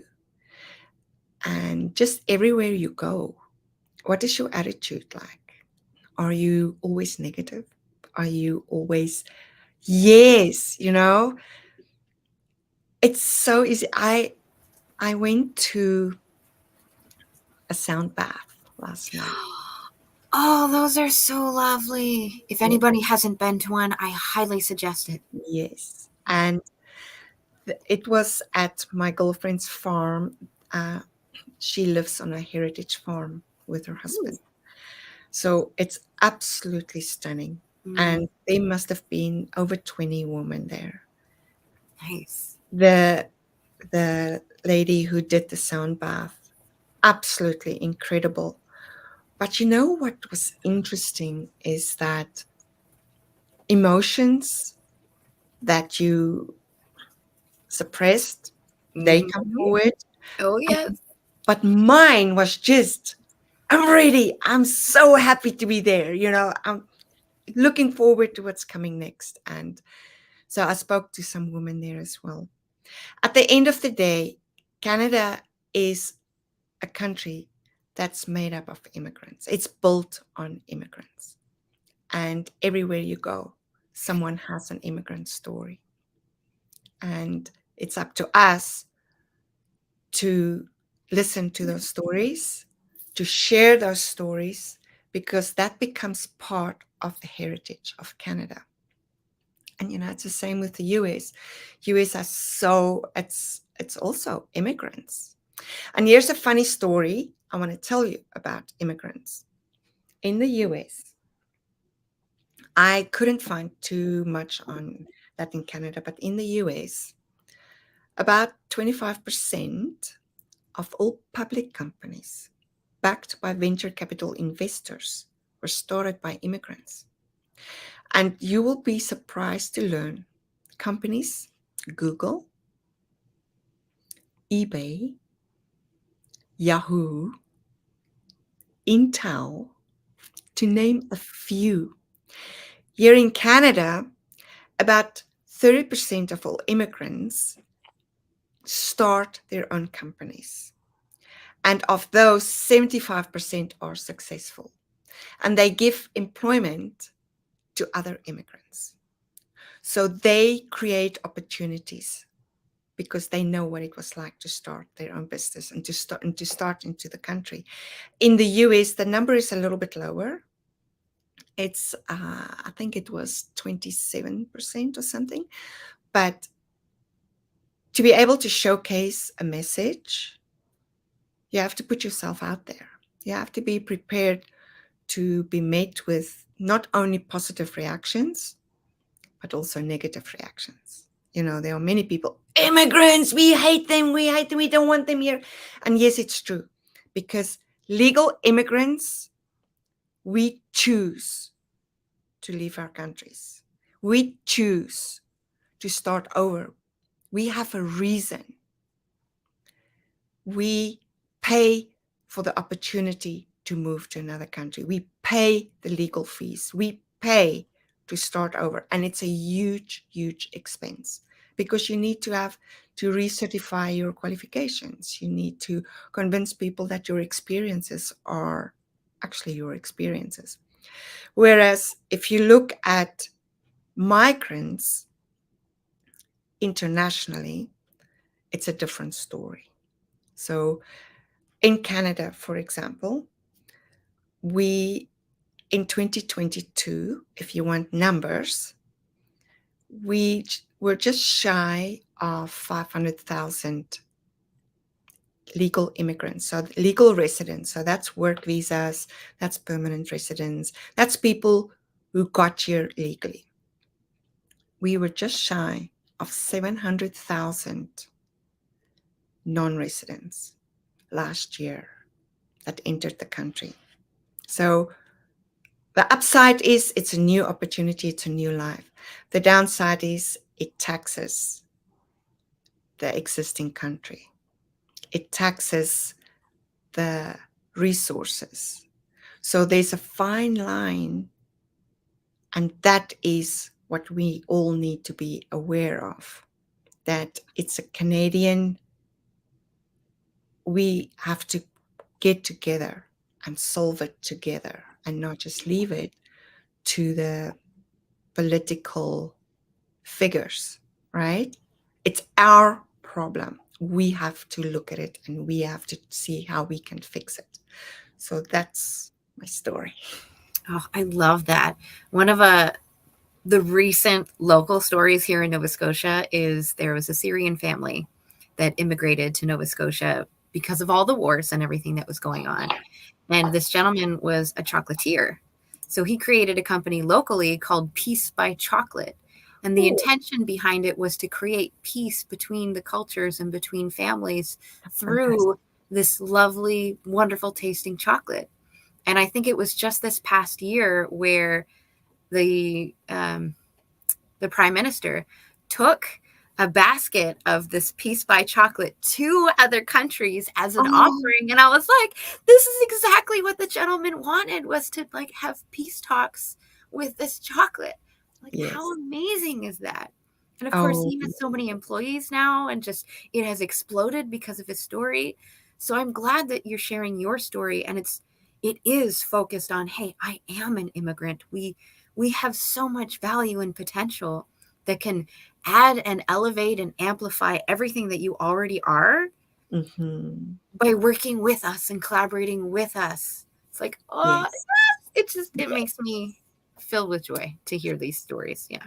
I feel that this is why I'm here on earth in this lifetime, is to bring attention to what families go through and ultimately what the kids go through. Because you are right. The crime with immigrants, it's very high because they don't have that support structure. They don't have that family environment. You know, the parents, and Canada is an expensive country. So young people, they both work. They have to work to survive. And that means the kids are either having babysitters or they, they become the latchkey kids. They go home to an empty house. They have to make sure they do their homework by themselves because the parents aren't there. And it's huge. It's huge. I But it's not just immigrants though. Our youth is they are at risk. They're definitely at risk because of the culture we're creating in Canada. And I noticed when I worked with youth as well, you get the parents who are there for them all the time, and you get the parents who are so busy surviving, they stopped caring about their kids. So that's the two extremes. And I believe they are our future leaders. They're the ones who are going to make decisions where we go when we are old and, walking with walkers or in wheelchairs. We have to protect our youth. And I feel I can do that by my little part, by helping the immigrant families and giving them the tools they can have so that their kids can survive. I love all of that. Michelle, I'm going to pick on you for a moment. I'm going to ask if you have any questions before we ask Irma where we can find her, and then we move on to interviewing you. Well, I'm just hearing the last part, but I love what you do. I love that you help immigrants. That's so important. I love that. Thank you. So, Irma, how do we find you? And then the second part is, what is your favorite way to communicate? I do like LinkedIn. Okay. Because it's instant. I like Facebook Messenger. So that is social media sites. But all my links, the survey I mentioned, everything, and links to my books as well is on Linktree. And it's just Linktree/Irma Goosen. Okay. So it's very easy and simple to get there. And it's I just published a little booklet actually on surviving culture shock. And it's small. It's not your normal size 9x6, and it's where I also talk about what you go through and what you can do to be able to integrate within your new community, because it's a matter of not just as long-term residents need to be open-minded, but also when you're an immigrant, you have to be open-minded. You cannot expect the country to change for you. You have to adapt to the country while working on that heritage that you left behind and trying to keep that alive, but blending the two, which is the ideal situation. So Linktree/Irma Goosen. Okay, my favorite part of that was the way that you explained the blending of this new culture with your culture. That is the evolution of culture. If I'm not a culture expert, but this is what I believe based on what I currently know. It's like I love Canada, but I also understand that Canada is a blend of cultures. So I've always been open to, like, when I move somewhere new, how can I take what I relate to within these different cultures, whether they're mine or the people around me, and then let's create something new together where we all feel good about it. So I love that you have that belief system too. Yay! It makes me extra happy. So Irma, did you have anything that you wanted to say before we say goodbye? Just to make sure you said exactly what you wanted. I can go on and on and on. Okay. I'm drawing the line in the sand and I'm saying goodbye. Have a wonderful Friday. And Michelle, good luck and have a wonderful talk. It's so good to meet you and to see you. I'm very excited for our journeys together because this is an amazing journey. So thank you to Corey for creating this space for all of us. because we all have a message to share. Mhm. And just go out there and share it. Be brave and never give up on anything. Yeah. Because at the end of the day, we have this opportunity. And we're human. We make mistakes and oops, did it again. And then we carry on. Oh, this was such a delight, Irma. And oh my God, your story made me almost want to throw up. So, which is a good thing because it meant that it was really impactful. It was a delight. I can't wait to chat with you again. Have a lovely Oh, weekend. Laura, thank you. Thank you so much. And have a wonderful, wonderful weekend, both of you. Bye. Whew. Okay, Michelle. It's just you and me. Hey, Laura. How are you? I'm good. How are you? I am so much better because I just had almost completed an entire week with lots of different people to interview. And we had talked about being an introvert and an extrovert at the beginning of today. I'm an extrovert. I know that I feed off of the energy of other people. When I'm alone, it's not so cool. So this kind of week where I get to talk to some amazing people like you, Michelle, and hear their stories and to learn more about them, it fills my cup so much. And especially with my life being chaos and slowly getting better, it feels so good. It's very timely, and I appreciate each of you for being here. So, Michelle, today's little theme, we are talking about the messy middle. So I would love to get to know you. I'm going to ask you a different question first, but that's kind of where I want to go with this. I want to learn more about that. So here's the beginning question. It's my favorite one.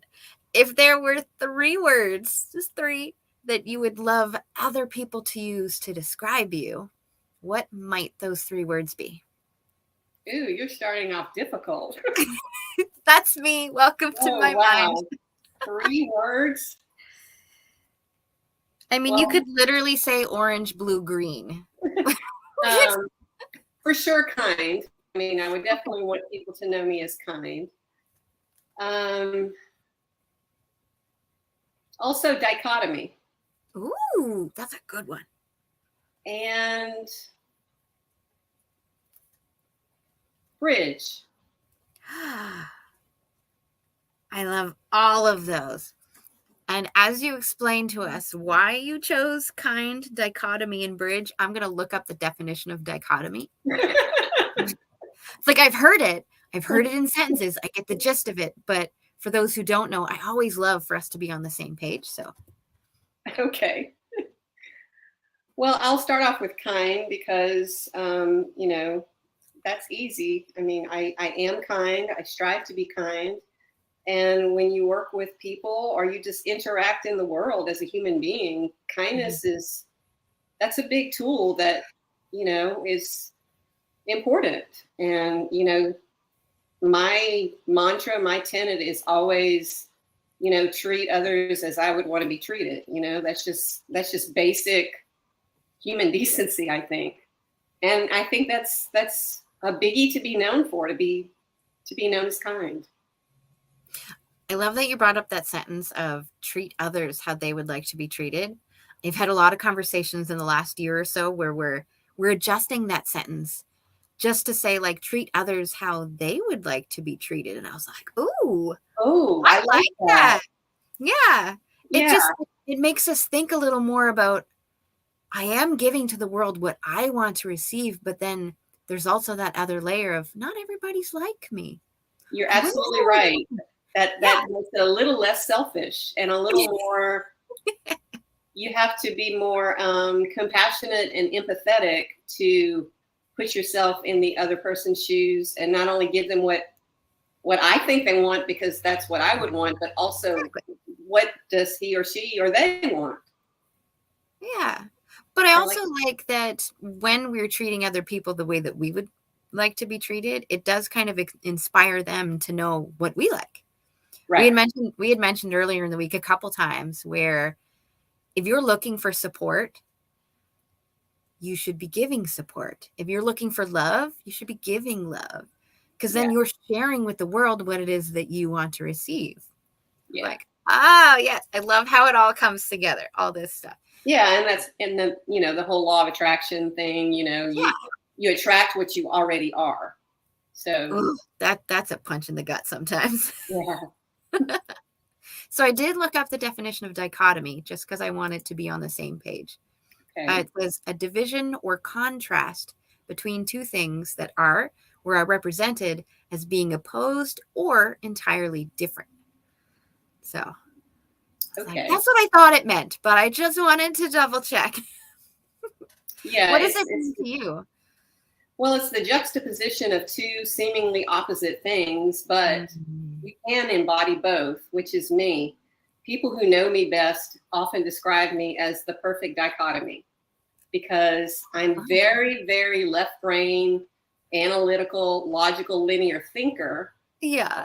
However, I'm also very right brain, creative, emotional, intuitive, artist, that. And I've actually done, you know, several of those little tests to see if you're more left brain or one. Me too. And I don't remember which is which, but I was 51% of one and 49% of the other.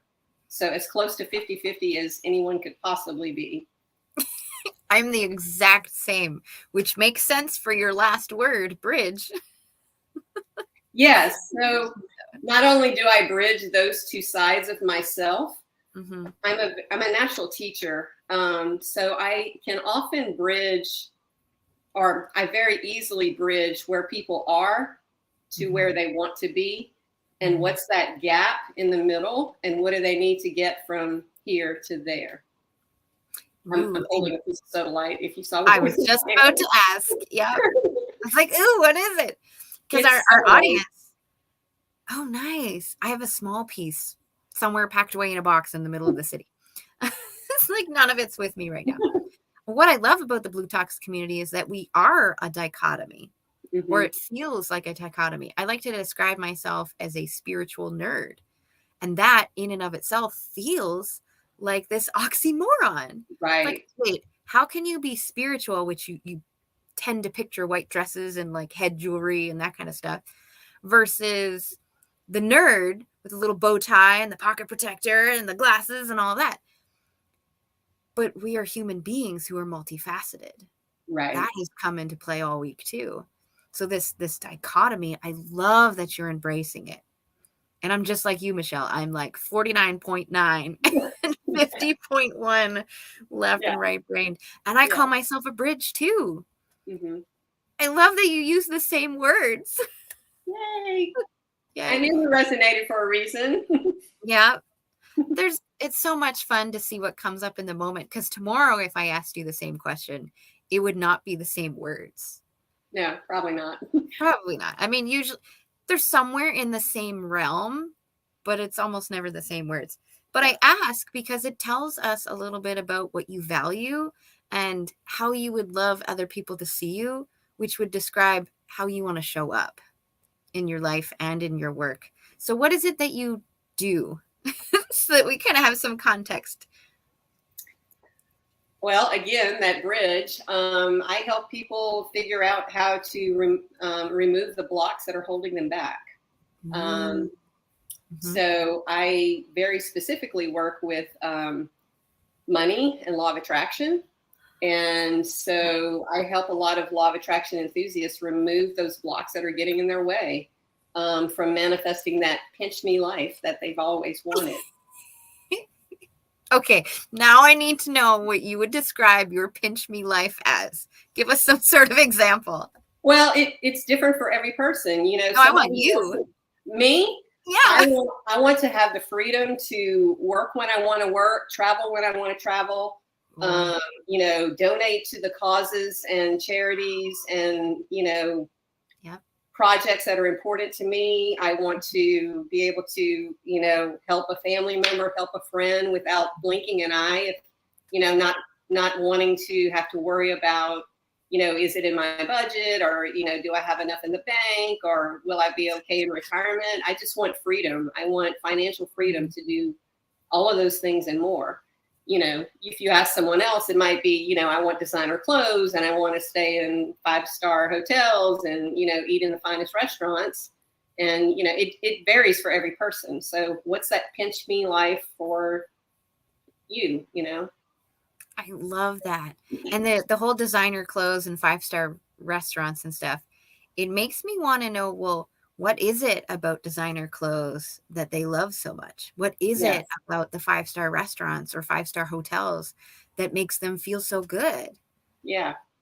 Because at one point I did want those things until I realized, well, paying $40 for a t-shirt just Right. because it has a tiny logo on it, was I looking for the status? And at that point I actually was, because I wasn't feeling like I fit in anywhere. I didn't even belong with myself. There was all this, let's just have something. Yeah. Get over that part. But yeah, and I went through that phase as well. And like you, I certainly didn't feel like I fit in, because I didn't, and I hadn't even figured out who I was yet. Yeah. Because there, like we talked about just a few minutes ago, there's so many layers and different parts of me that they don't seem to go together. So I was like, okay, do I fit in with these people or do I fit in with these people? Because I can vibe with both. And I hadn't figured out how to be all of me yet. So yeah, I think the, designer clothes or, the certain car or the Rolex watch or, whatever it is, was part of just grasping at who am I and how do I fit in, or where do I fit in? Oh, I do remember writing a little bit about that for the last Blue Talks book with Ken Honda, writing the foreword. I was exploring those pieces of my life that I didn't remember a whole lot and that I didn't really want to talk about. I'm like, well, what was I seeking at that point? Because I had a couple times where there was an identity crisis. I didn't know who I was anymore. And you had mentioned that you went through that too. Since the theme today was talking about the messy middle, you said you talked about it in past tense. So I would love to know, how are you feeling and leaning into the identity that you have today? How did you get to that point? Through a lot of mess. The messy middle. Yeah. A lot of messy middle.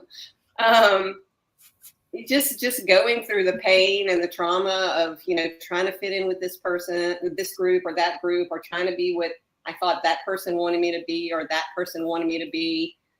And finally just saying, screw it, and throwing my hands in there and just, I'm going to be me, take it or leave it. If if you love me, if you're my friend or you're, care about me, you're going to take me for who I am.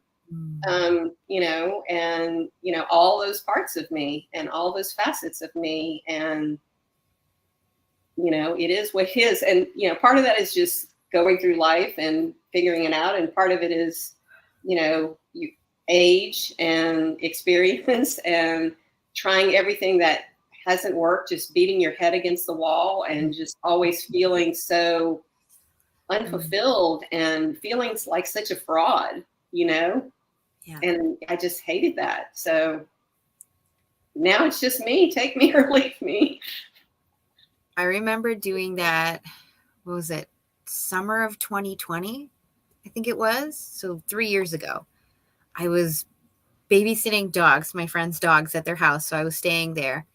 And I just felt so segmented, like we all do in that messy middle. You don't know who you are. There's all this, I don't know what's going on. You're blocking, since you were talking about, letting go of those blocks. You're blocking different parts of yourself. And I got there with my daughter, and I was looking after her by myself. It was really the first time that I understood that I could be a single mom if I needed to. And life was rocky, so that was a possibility. But during that week, I'm like, wait. So I am a good mom. I could be a single mom if I needed to. Why am I constantly trying to conform and fit in and segment myself to do so, where I don't even know who I am anymore? And I did exactly what she said. I threw my hands up in the air and I was like, screw this.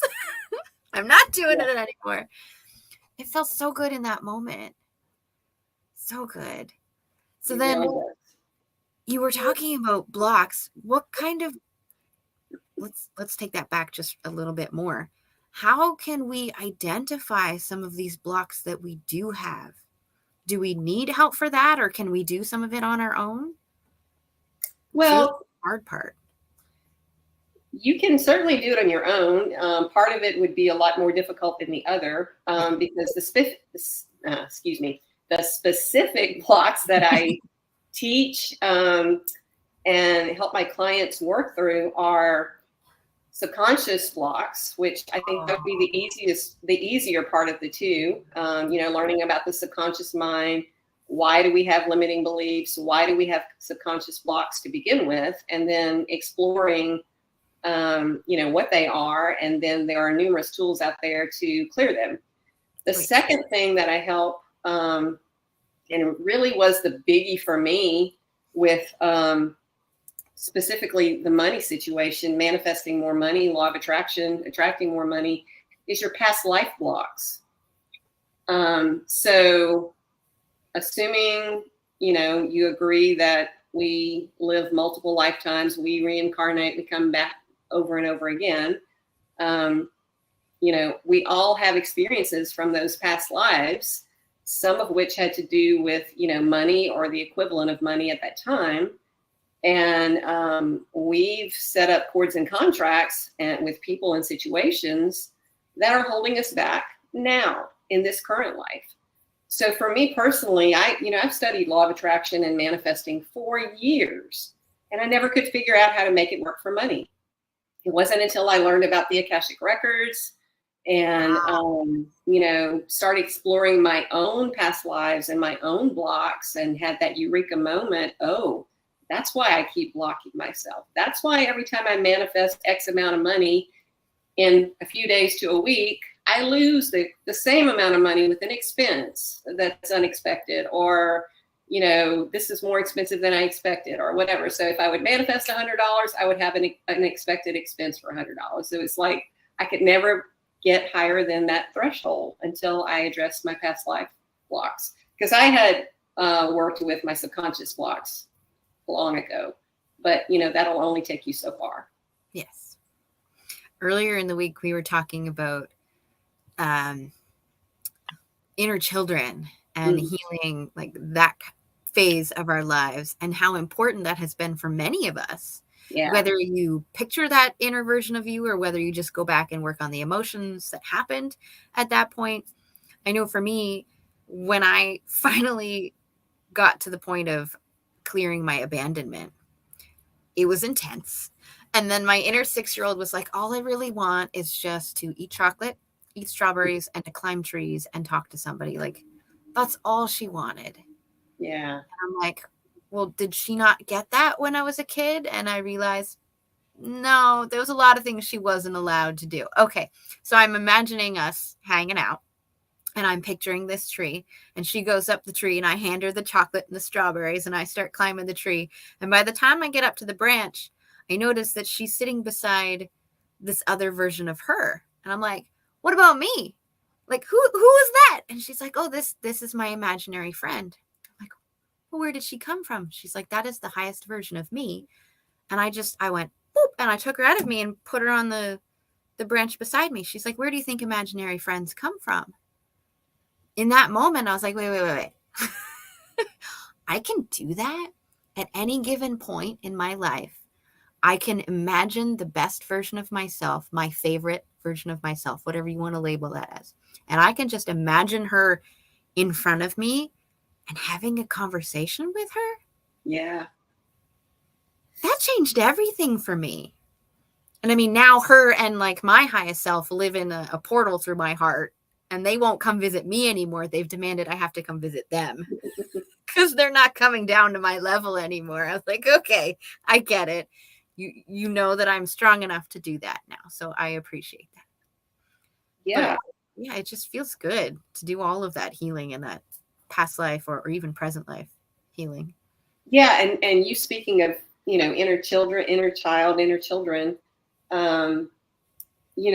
most of our subconscious limiting beliefs and a lot of these money blocks are formed before we're even 7 years old. So it all ties together. Yeah. From birth to about 7 is when we're pretty much living in theta waves, those waves that are so different than what, adults process things. So they just download everything, little sponges, everything, good or bad, Yeah, so that's where all of our not all of them, but the majority of our limiting beliefs are formed. We can have traumas and things that happen later in life and in adulthood, but those first 7 years are so important to what that child will grow up to be and what that child will believe is possible for them. Yeah. I will add that I know that some people don't believe in us coming back and reincarnation and that kind of stuff. What I want to offer to them is think about ourselves and think about electromagnetic fields and all of that kind of stuff. Cells have memory. Water has memory. And when cells get together and collaborate, like, where do you think our cells go? They don't leave the earth. They're still here. So however you want to weave that into your own belief system, just know that there's lots of others and there's lots of science that backs up a lot of these beliefs. So just see what is comfortable for you to discover today. Because I like everything. And I'm like, oh, what do you believe in? What do you believe in? What do you believe in? How do they all connect? What is the root cause? How can I expand my thinking? And so I love all of this stuff. I'm glad that you brought it up. Let's talk about money. Okay. Since that is something that I know perks you up. I saw the sparkle in your eyes earlier. And it's a hot topic. Yeah. When you share your message about money, what is it that you need people to understand before you can really start working with them? Well, it's not just one thing. It's just like the concept of everything is energy, and it's all interconnected. And your subconscious limiting beliefs and your past lives, or if you want, don't call it past lives, you could call it an even deeper version of your subconscious, or those deep traumas, or because it's kind of all connected. It's energy is, time is not linear. My future self, my present self, and my past selves are all one, and they're all simultaneously happening. And it's just in our 3D human world that we need the concept of time for it to make sense in our little human minds. Yeah. But it's all happening simultaneously. So if you're a quantum physicist and you don't believe in past lives, you can just call it the deeper quantum of your subconscious mind. But it just goes down to the roots of finding what's blocking you and clearing it. And then once you clear it, you can manifest, create anything you desire. That's why I call it that pinch me life. And not just with money, the tools that I teach for money, and I have a program called Money Magnet Formula, that translates to if you want to, attract a spouse, friends, any whatever your version of that pinch me life is. It doesn't have to just house. Be yeah, health, an offer on. Come on. Health, health, wealth, a mate, whatever. Those are the three biggies. Exactly. Love, health, and money, finances. See, now I'm picturing like me as my highest self with the wealth within and without that I wanted, the health within and without that I wanted. And sorry, what was the third one? Health, wealth, and love. Love. Yes. Why did I forget about love? Love. I'm all about love. Or, relationships, whether it's romantic love or friends or family, relationships. So then how do you prefer to share this message? Are you an author? Are you a speaker? Do you do a I want to be an author. I want to be a speaker. Currently, I have online programs. I have an online program for Money Magnet Formula, and I recently just created a membership community. Ooh. And I kind of took the 3 kind of steps that I teach in Money Magnet Formula, and I kind of boil it down to align. So you have to align to what you want. You have to align to your intuition and your soul's mission and your soul blueprint. Then you need to heal what you find, those blocks, what's holding you back, subconsciously or past lives, energy trapped in your body, traumas, all of that. And the third part is thrive. Once you identify it and you, align and identify and heal it, then you can thrive and have that wonderful pinch me life you want, however that looks for you. So my community is called Align, Heal, Thrive Academy. Oh, that's where that comes from. Yeah. So you said you wanted to be a speaker. You do know that you are currently speaking, right? Okay. I'm now a speaker that I'm speaking to you, but I want to speak on bigger stages and, get more speaking opportunities. I'm not an author yet, unless you want to call, creating my program and writing it out. I guess I did author that because I did create that. But yeah, I just, the bigger and bigger stages, I just want to spread my message and definitely teach people how easy it is to have the life they want. So why are you attracted to speaking? Why not just settle with the writing and do that forever? What's funny is when I was a kid, I always saw myself on a stage.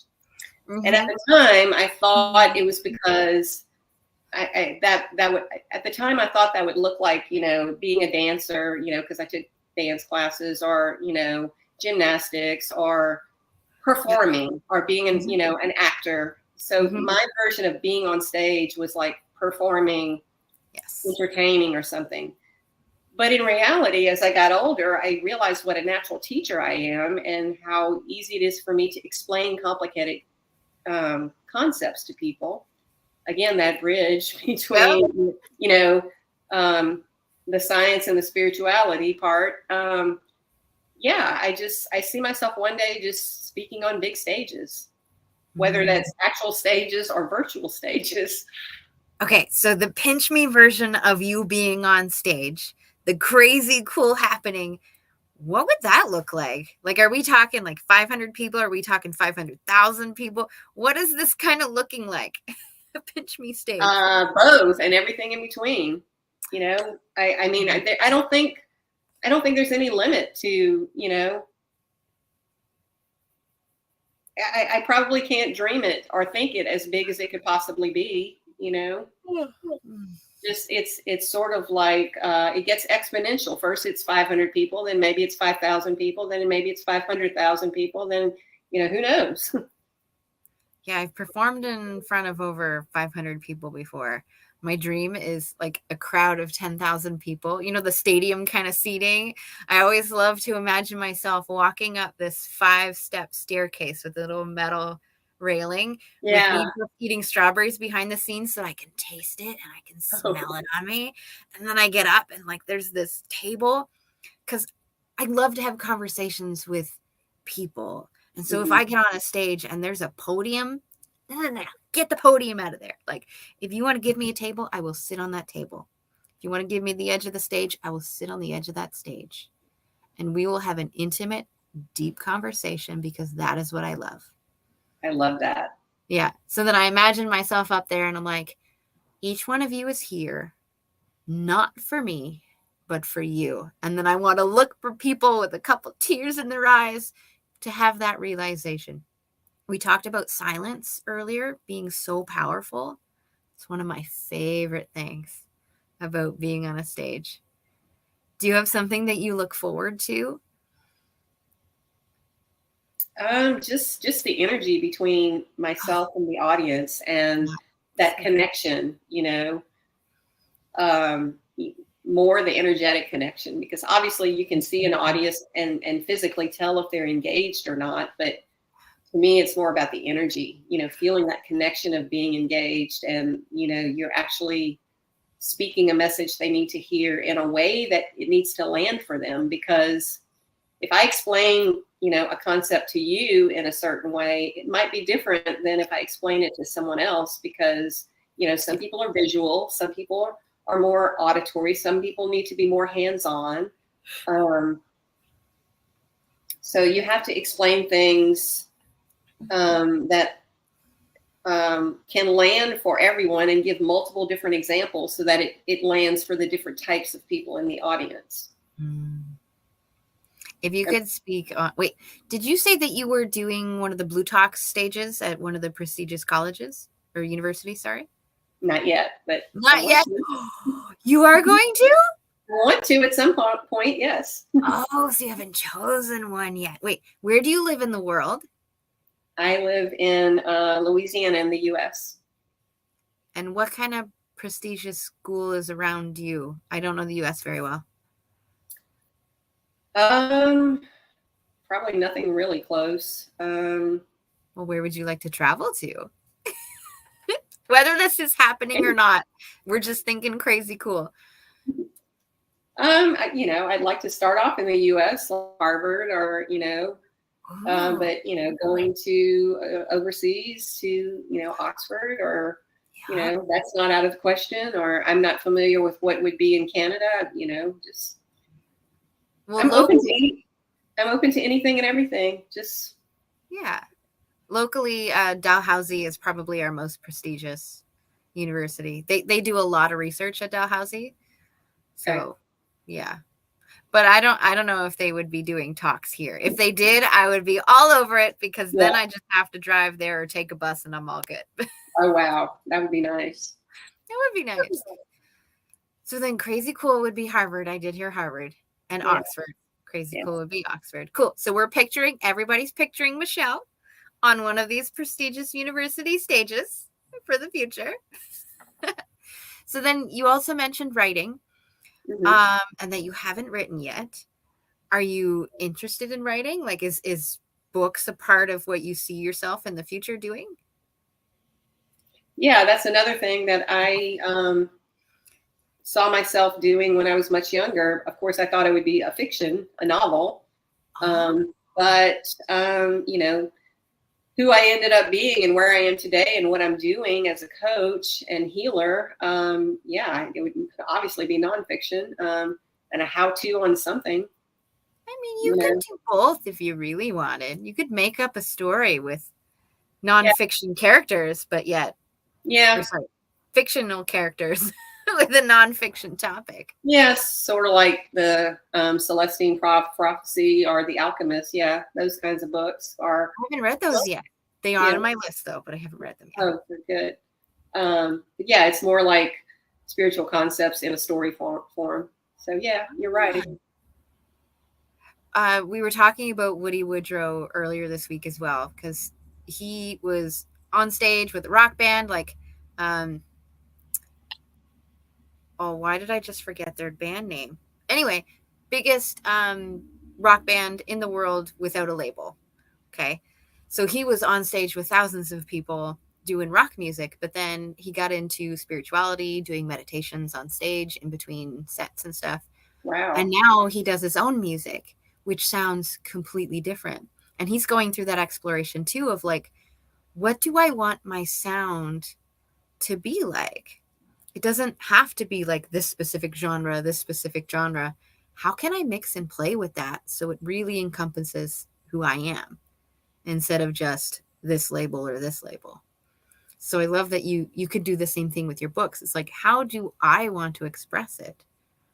Any way I so choose. Of course, as long as it's appropriate. It's all good. Right.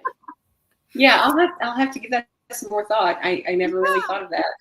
Kind of that eureka moment as you were speaking. Yeah.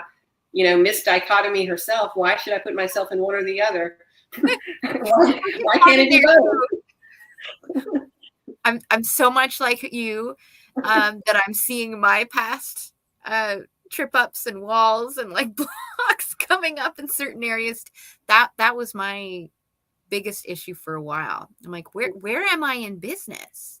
I don't know how to explain myself because I was like 4 different industries and I didn't know how to place myself. It's because I was the bridge between these things. And how can you just choose one part of that? You feel as though you're, what's the word? Not ripping off. Basically, you're like, the rest of you don't matter. only this one does. It's like, no, that's not how this works. Things are connected. Yeah.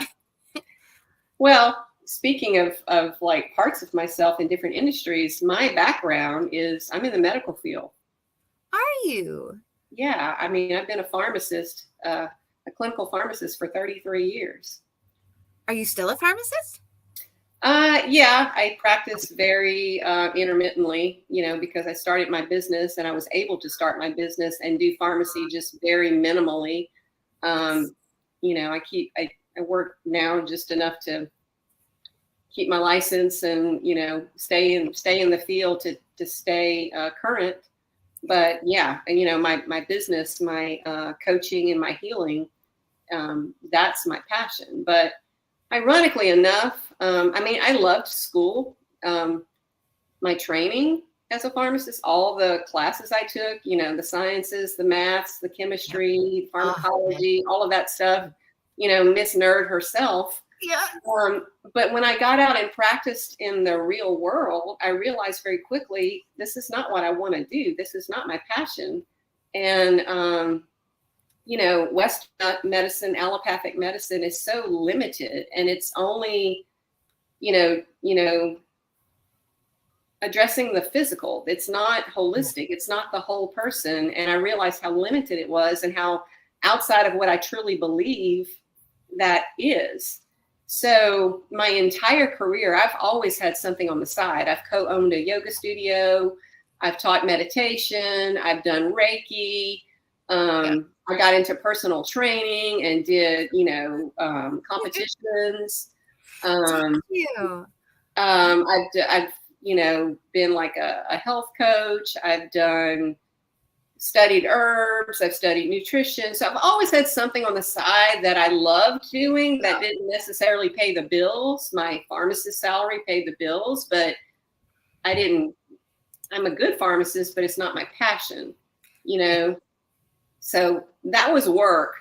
There was always something on the side that was my passion. And, I've even worked at little metaphysical bookstores just for fun, just to learn about stones and herbs and essential oils and all of these things. Yeah, I'm wearing, you can't see it. Yeah. I've got vetiver with me Yeah. today. It's one of those really grounding oils. So it just kind of, yeah. Yeah. Yeah. So, but, nothing you ever do ends up being unused. I mean, all of those things that I've done along the way, it's like I've taken all of that and now I'm the culmination of everything I've ever done. Even the way I've learned and trained and worked as a pharmacist, those concepts and those ways of working translate to how I approach my business now.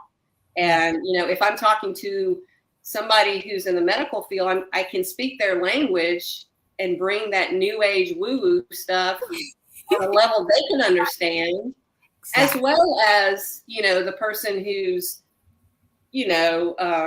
just a natural psychic or medium, or, this stuff all comes natural to them, and everything in between, because I've been and am all of that, the whole spectrum. I love that. Again, you're just reflecting so much of my life to being a bridge. When I worked in architecture, we had graphic designers in the back, engineers downstairs, and architects upstairs in the front. So it wasn't necessarily my job, but it kind of became my job to be the bridge and the communicator between these different people, because they didn't speak the same language. They didn't have the same understanding of concepts. And they certainly had different value structures. So the engineers downstairs, they needed to make sure that things worked and functioned and were simple and clean, and like the math all worked out. And so they would build boxes. Upstairs, the architects are like, let's do this artsy fartsy creative and like expressive stuff. And you're like, okay, dear engineers, the architects want this kind of feel. So this is what they need from you. Dear engineers, dear architects, the engineers say you can't do it that way. It's gonna fall down. Right? Like, here's how you kind of need to change your structure so you still have the same feel, but so that they can actually make it happen. It was a lot of back and forth, but I understand where you're coming from. And it's not just those industries. Many of us have to kind of make that bridge because not everybody is like us. Right. So I love that you are the bridge, being able to go back and forth. We have about 5 minutes left, so I want to make sure that we understand where we can find you. But Okay. is there anything that you need to make sure that people take away from this conversation? It's kind of like free game. What do you want to talk about? That anything is possible. Okay. Anything is possible. Sky's the limit. Anything's possible. Be open to everything, but attached to nothing. Ooh. Can you elaborate a bit more on that? Because I hear a lot of tension. Like, people understand it logically, they just don't know how to embody that. Okay, so let's say you want to bring in more money. Okay. Yeah. Most of us do. So be open to everything. How is that money going to show up?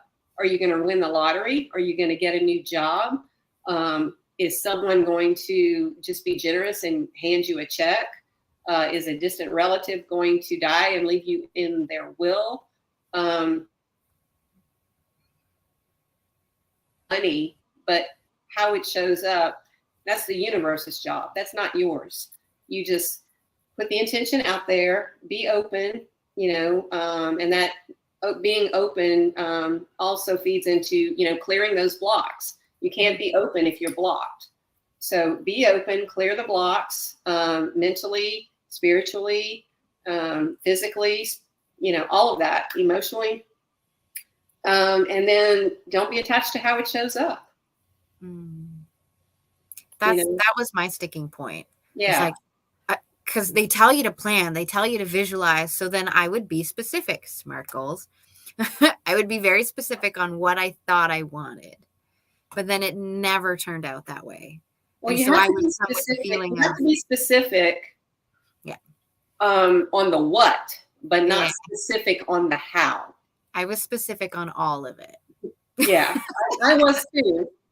When I was struggling with law of attraction and manifesting, because I used to be a lot more of a control freak. I had to control every aspect, and that's just the way my mind works. I can think of a million things simultaneously at once, and work out in my head all the possible problems and all the possible solutions and all the possible outcomes, which is great, for certain aspects of my life, especially when I was working in a hospital as a pharmacist. Your brain needs to be like that, and you need to be able to juggle a million things and be correct on every one of them. That's fine for that. That's not great for, being a spiritual being and manifesting and just allowing the universe to do its thing. So be specific on the what, but just not the how, because you can't imagine all the possibilities out there that could, bring that money into you.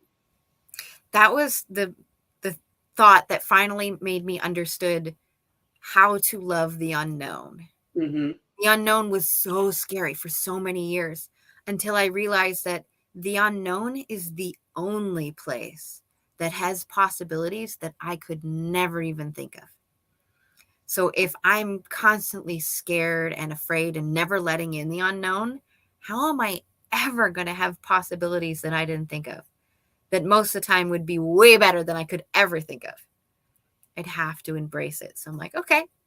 Yeah. Now it's the practice of just embracing exactly it. Think about all the surprises in your life that turned out wonderfully. Exactly. You didn't plan for those. You couldn't have thought those things out. No. What I'm doing now, I never could have imagined if I had planned it out. Yeah. So then, Michelle, this has been wonderful. Where do we find you? And then what is your favorite way to communicate with people? Okay. I don't know if my internet is still spotty, but you locked it for a second. Okay. Say it again. Where do we find you? And then what is your favorite way to communicate? I am on social media. My website is healwithmichelle.com. You can find all of my social media sites there. You can find my programs. I've got a free Facebook group. There's a way to get in contact me on there. Or you can message me on Facebook. I'm also on TikTok. And so any or all of the above is fine. Do you have a favorite one? I thoroughly enjoy it. Yeah. I'm probably on Facebook the most. Okay. Awesome. Well, thank you so much, Michelle. I love that you and Irma matched with your green shirts. Yeah, me too. You have a wonderful day. I hope to see you soon. Thank you so much. Bye-bye. And we have our next guest behind the scenes. Lana, just give me a thumbs up if you are good. Yay! I want to double check because I have a couple friends with the same name now. Do you go by Lana or Lana? Lana rhymes with Donna. Okay, double checking. So Lana, there we go. Lana, I'm going to picture Archer now every time I think of you. So Lana, welcome to the stage. Thank you We so have much. been having a fun time today, but we wanted to make sure the conversation touched into a messy middle just for some extra fun today. Messy middle. Yeah. So when you're in business, right, there's that great start. You're like, oh, wonderful. And you're gung-ho and you're motivated. But then there's that messy middle where people don't really talk about it a whole lot. Yes. And there's that belief of, oh, you're just, what's the word or the phrase? Overnight success. Well, no, it took me 10 years to get there. 15, 20, 50, who knows? So we're having conversations in there. So any way that you can kind of bring that in, we would love to hear it. Sure. How long do we have today?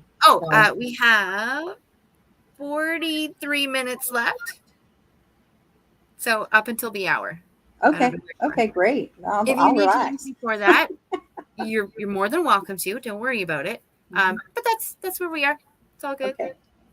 Thank you. So I'm having fun with this opening question that I've been doing for a few months. And here it is. If there were 3 words that you would love other people to use to describe you, what might those 3 words be? Oh, wow. Just an easy little surface question. It never with me. No. Well, I think I could have thought about that all night. I know. That's why I just kind of like, whoop, there it is. Number 1, authenticity. Ooh. Mm-hmm. I want people to understand that I am absolutely just myself. Loving. And I feel like our loving part is the part we squelch when we're under stress. So I want my loving self to be beaming out all the time. And then wise, I guess, wise. So then why wise? You gave us a little bit about the authenticity and the loving, but why wise? Yes, wise is, I've lived a long time and I have been through a lot and I've learned so much. And sharing wisdom is one of my purposes in my coming to this planet. Not just this life, but, past lives, but this life's been packed, packed to the brim. So yeah, that I could drop a word of wisdom into a conversation and have it land and help someone see their life in a better way. That is one of my purposes also. Ooh, so that has kind of been coming up this week too.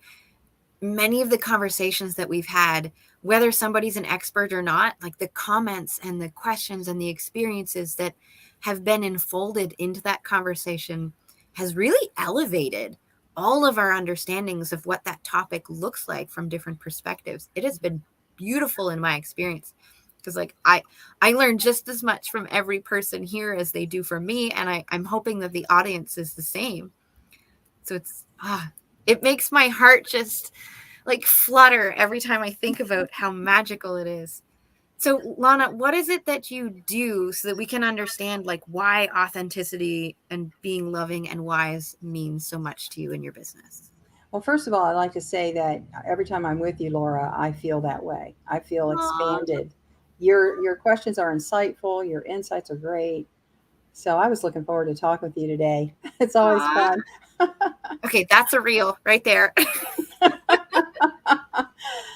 So give me the question again that you just asked. Okay. I was wondering what it is that you do so that we can understand like why authenticity, loving, and wise means so much to you in the context of your business. Okay, awesome. Yeah. Yes, my business has morphed and changed over the last year quite a bit. Yep. In the past, I guess that's true with everybody because there's so much shifting going on. Yeah. And it's so fast anymore that it's hard for me to keep up, much less let everybody else know what's going on. Yeah. So in the past, last year, 2022, most people know me as a ghostwriter and a spiritual luminary speaker on spiritual topics and so forth. And this year, I re-released a book that, this is the book that came out this year. Oh. And this is a re-release. See, it has a Christie Award on there Nice. because I won the Christie Award with that book. I found a publisher to re-release it when the old publisher went out of business and my book was out of print. So that book's been out of print for 10 years. And wow, was I just thrilled, to get it back in print. And then I have another title of my own that I just got the all clear from the publisher. They're going to put it into the stream. It's probably going to have a launch date of spring of next year. Yeah. So, and then there's a third book that's under consideration with the publisher right now. So these are mine. Nice. Not ghost written. Okay. I'm still ghostwriting. I'm actually ghostwriting a book right now, but I've got this other thing going on. And so as a part of that, and this is all heading somewhere. Oh, yeah. As a part of all that big ball of wax there, I relaunched my writer's course. I had a novel writing course back in the early 2000s. And when I went through my big life shift and changed my name and all that in 2009, I dropped the writer's course. I had to get my head on straight. I couldn't think about anything. And so I brought that back. I taught it the first time in February of this year, and I'm going to relaunch it in October. It's not open right now. This is not a sales pitch. It's not open at the moment. But through my years of ghostwriting, 8 years, 16 books of ghostwriting, has matured my insights. Although I had 27 titles before that, right? I was not a newbie in the novel writing field. Still, I feel like I'm coming forward now as the novel teacher and the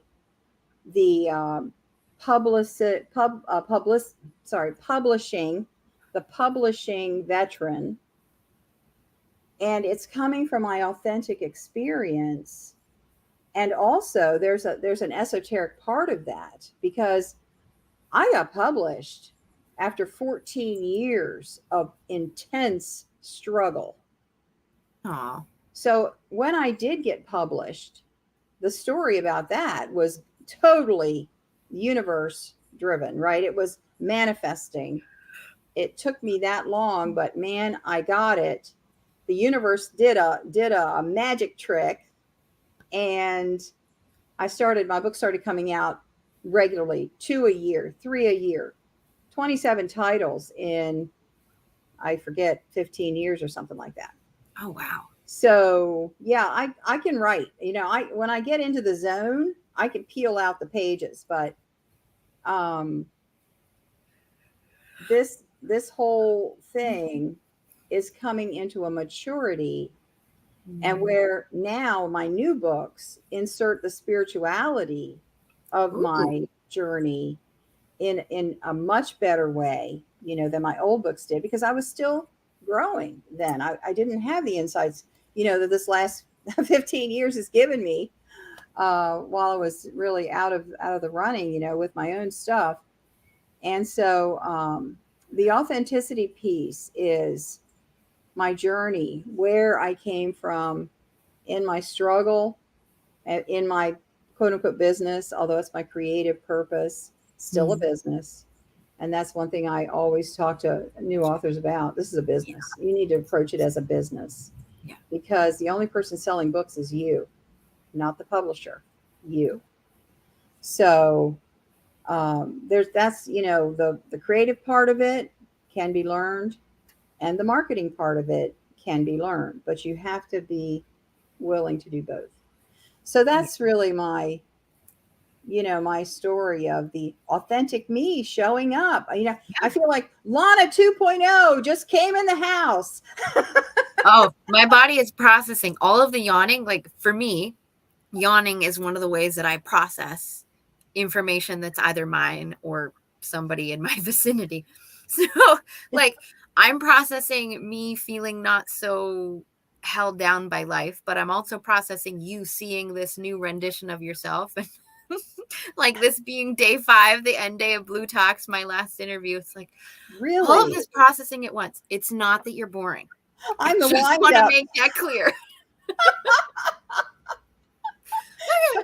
I'm the curtain call.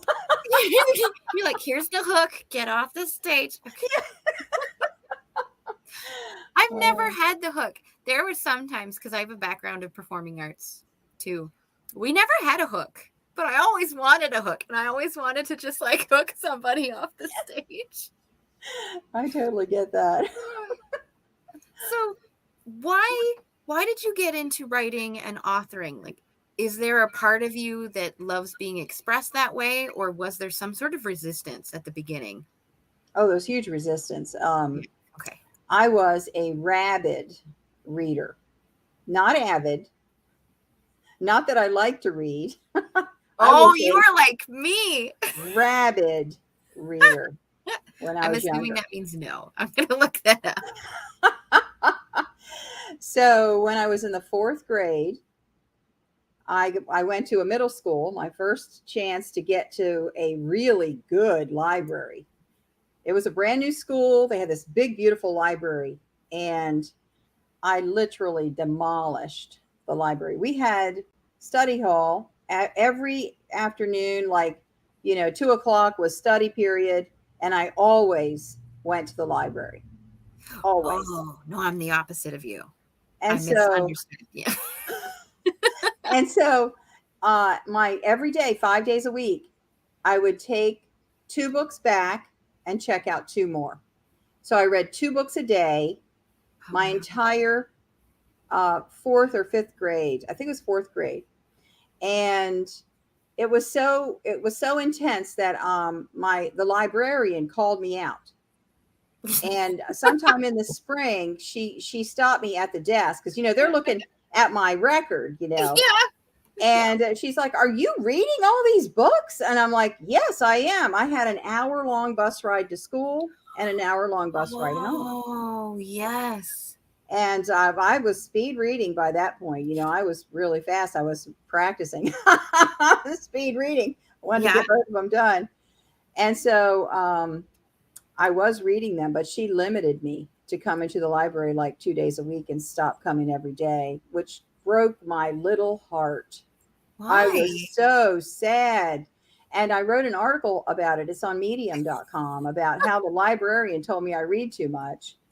And truth be told, my parents were about to go through a divorce. I was escaping my home life, but I was also putting in my 10,000 hours, the kind of books I liked, the authors I liked, the type of plots I liked.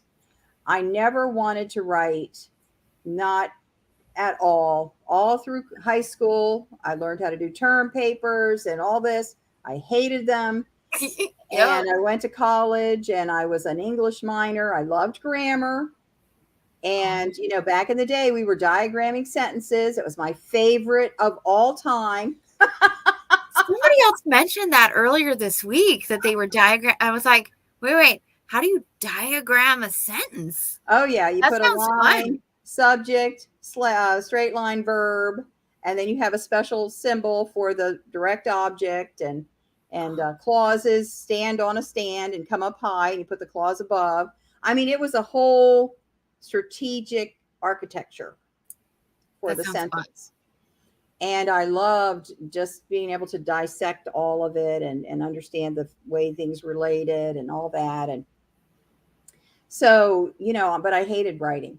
If we had a term paper or some other paper, I hate it. I would sit there looking at the blank paper or the screen or whatever, and I'd just be like, I've got no idea. Now, I did okay on them. I did well in school, but I did not. And if somebody ever told me you're going to end up being a published author with 43 titles, I would have said, you're freaking crazy. There's no way that's ever going to happen. Oh, that sounds familiar. I was the exact opposite of you. I liked reading when I was really young because I was bored. I was done on my work, and so there was nothing else to do. But then as soon as the teachers demanded that you read a certain book, I was like, no. I was always the rebel. I was like, no. And I stopped reading almost entirely. Wow. I read Archie comics and I read the old school Nancy Drew books. Oh, yes. Those were my But favorite. that was it. I didn't read anything else. But then I remember English class. I didn't really like English because grammar was not my strong suit either. I have two parents. One barely graduated high school and one only made it to grade 8. And he's French. So like grammar in my house was not a thing. So this was really hard.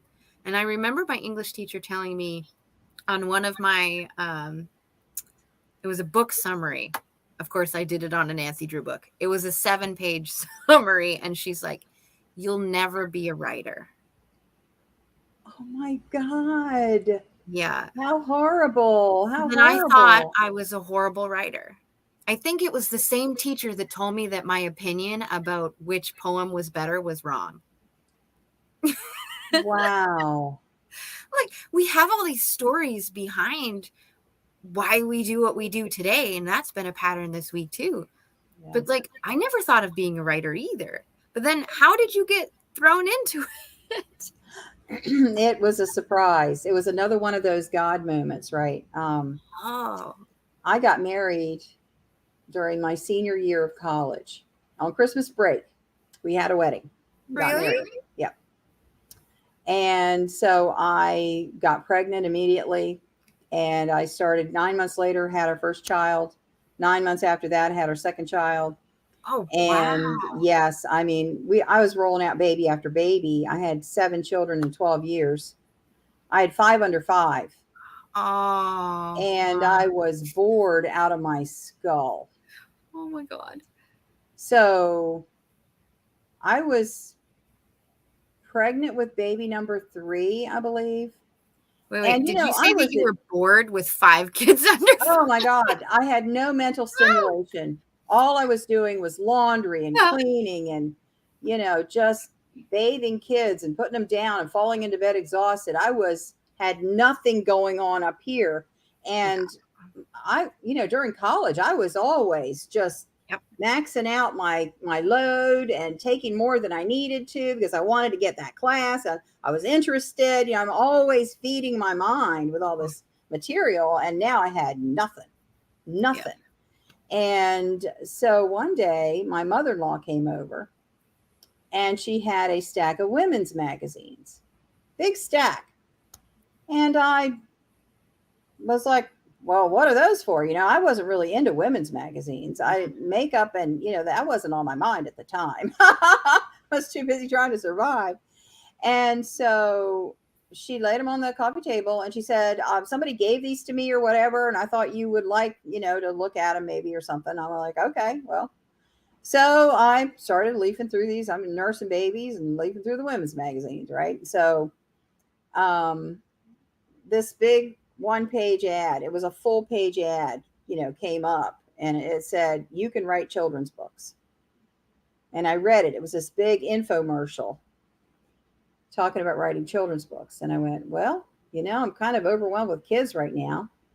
I bet I could do that. I wonder if I could do that. I think I'm going to try. But I didn't take action. I closed it down, picked up another one day or two later. You can write children's book, another full page ad. I'm like, there's something going on here. I need to pay attention. So they had a little coupon at the bottom of the page, and it was before the internet. This was in 1982, I think.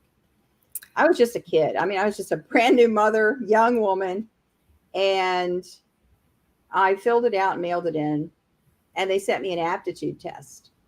So I somehow found the time to take the aptitude test. They had you write a little piece about some experience you had or something. And I sent it back in, and it came back. You have definitely got an aptitude for this. You could do this very well. And if you want to be in the course, this is how much it is. It was $300. Ooh, back then. Oh. And we had babies. And my ex-husband was at the time earning $7,000 a year. Now, 1982, that $7,000 a year is 1950 wages. In 1982, $7,000 a year was so far below the poverty level, you'd have to get at the bottom of the barrel and go down below because you weren't even on the chart. That's how much we were earning, and I couldn't work. I had three little kids, right? So yeah, I mean, $300. We didn't know how we were going to pay for heat that year, but somehow we managed, and he agreed. And I was shocked. I thought he was going to say absolutely not, but because he's very stingy. He always was. My whole 30 years of marriage, that was a characteristic. But he said yes.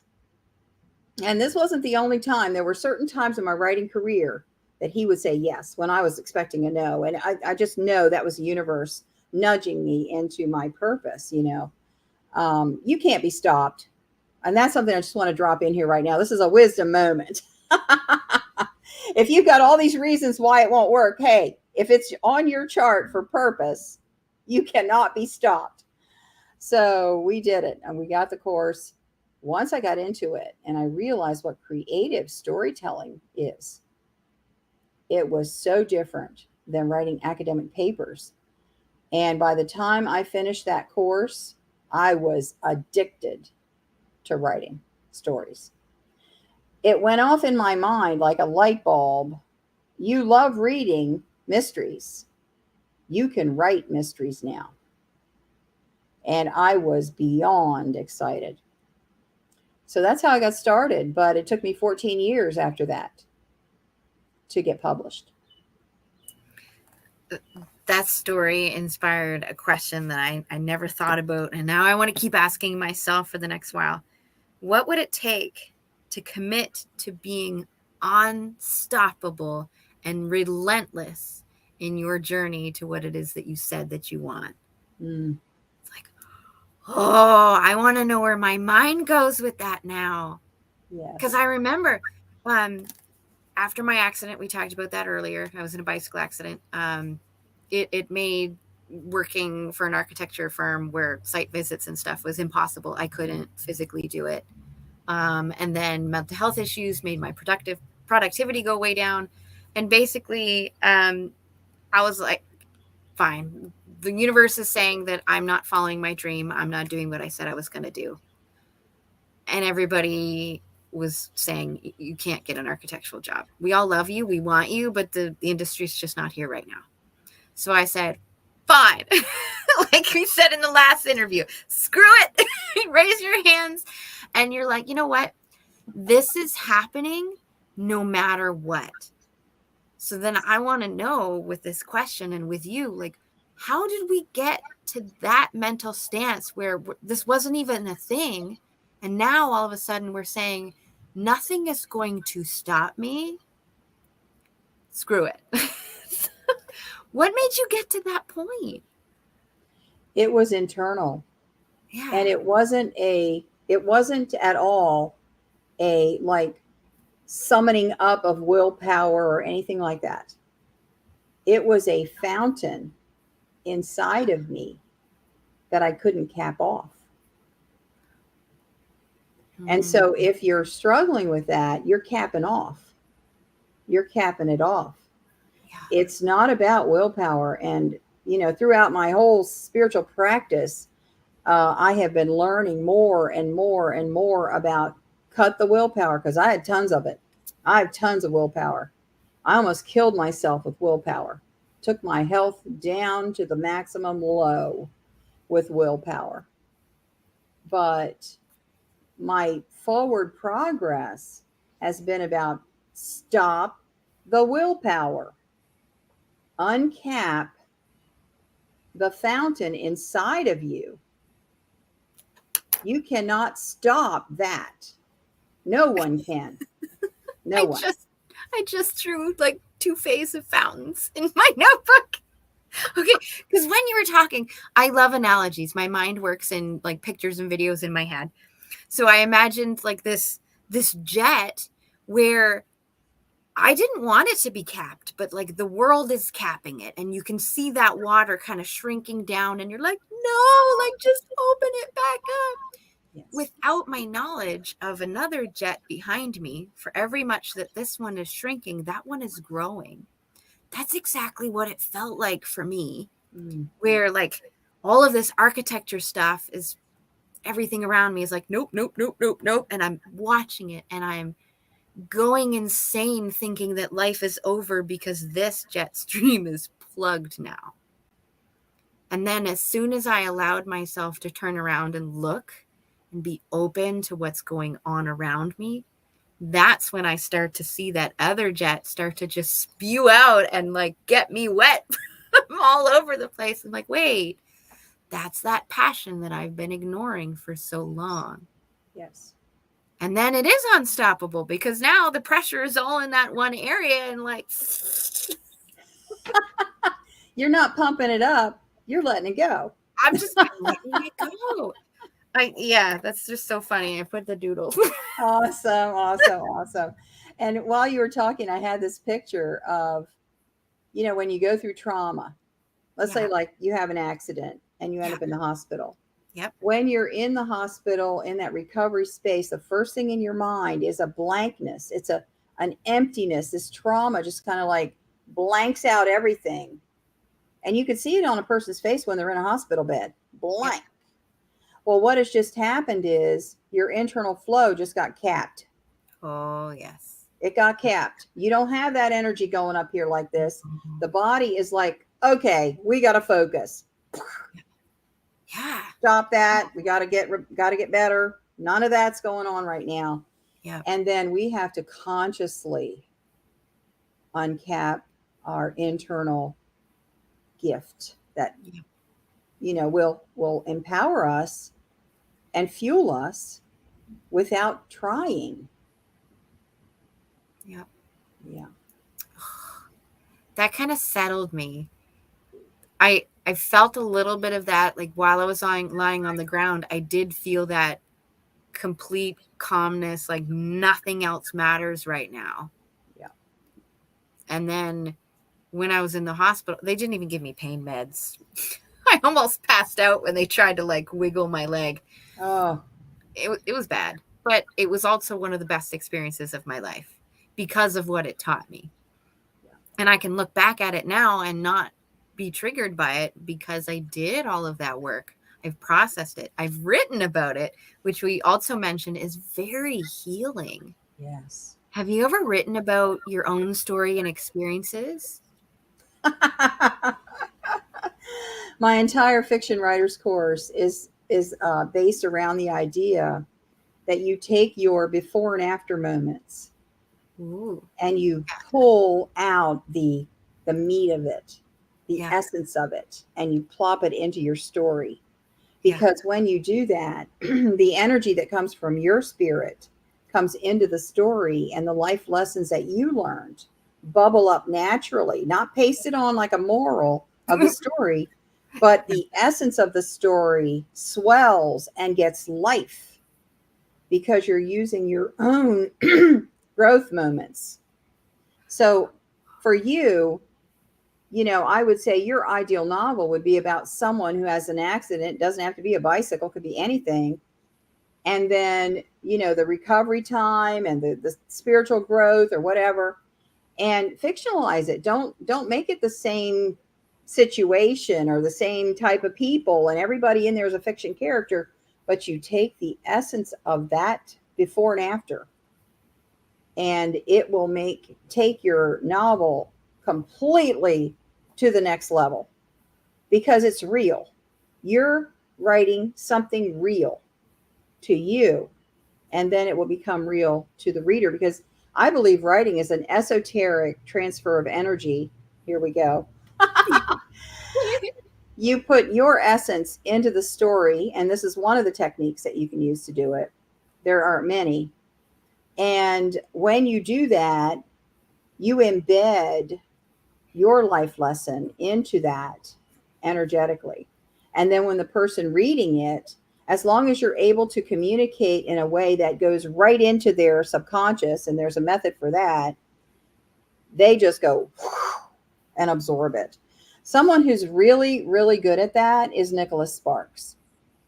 Nicholas Sparks. At the end of his books or the end of his movies, the reader or the viewer is overwhelmed with this emotion, this emotional pinnacle that he has built and built and built and built through the story. So that's the kind of book I write.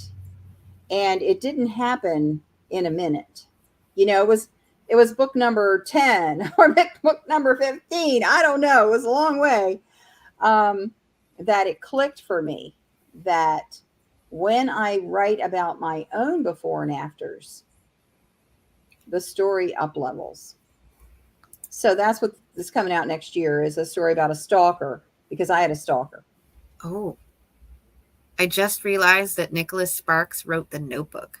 Oh, yes. Which became a movie. It's like, I heard a lot about that movie, but I don't watch romance or movies. Oh, you would absolutely love that movie. It's about an old couple and goes back to their younger days. And then you follow them up, because we see old people as old people, but actually, I don't. They're so adorable. Yes, yes. Well, most people, would see an old couple and not know their story or anything. And it is so heartwarming. It is life-changing in the way that he presents that. Now, that being said, if you're in my writing course, you'll hear me say I'm not a Nicholas Sparks fan because I don't like to cry. Oh, I don't like to cry at the end. I did watch a couple of his movies, but now when I get into one and I see, based on this book by Nicholas Sparks, I'm like, oh no, I'm done. I think I cried. That's why I don't like chick flicks.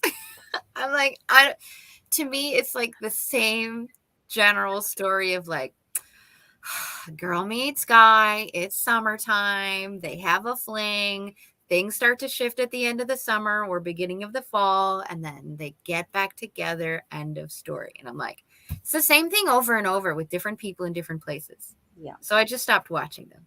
But now one of my favorite things to do when I watch a movie is, because I understand the hero's journey and like the dip and that kind of stuff, how a story is written generally.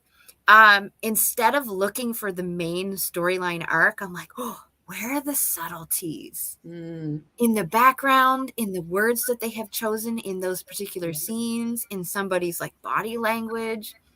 That's so much more fun that now I have this whole other layer of, even if it's a written piece, you still get those subtleties in there that just makes it extra magical. Instead of always being stuck to the same patterns. Like, what is new? What is different? Let's find another angle for this. Have you written fiction? Do you have fiction? Anything written? I used to when I was little, back when I liked to read and write.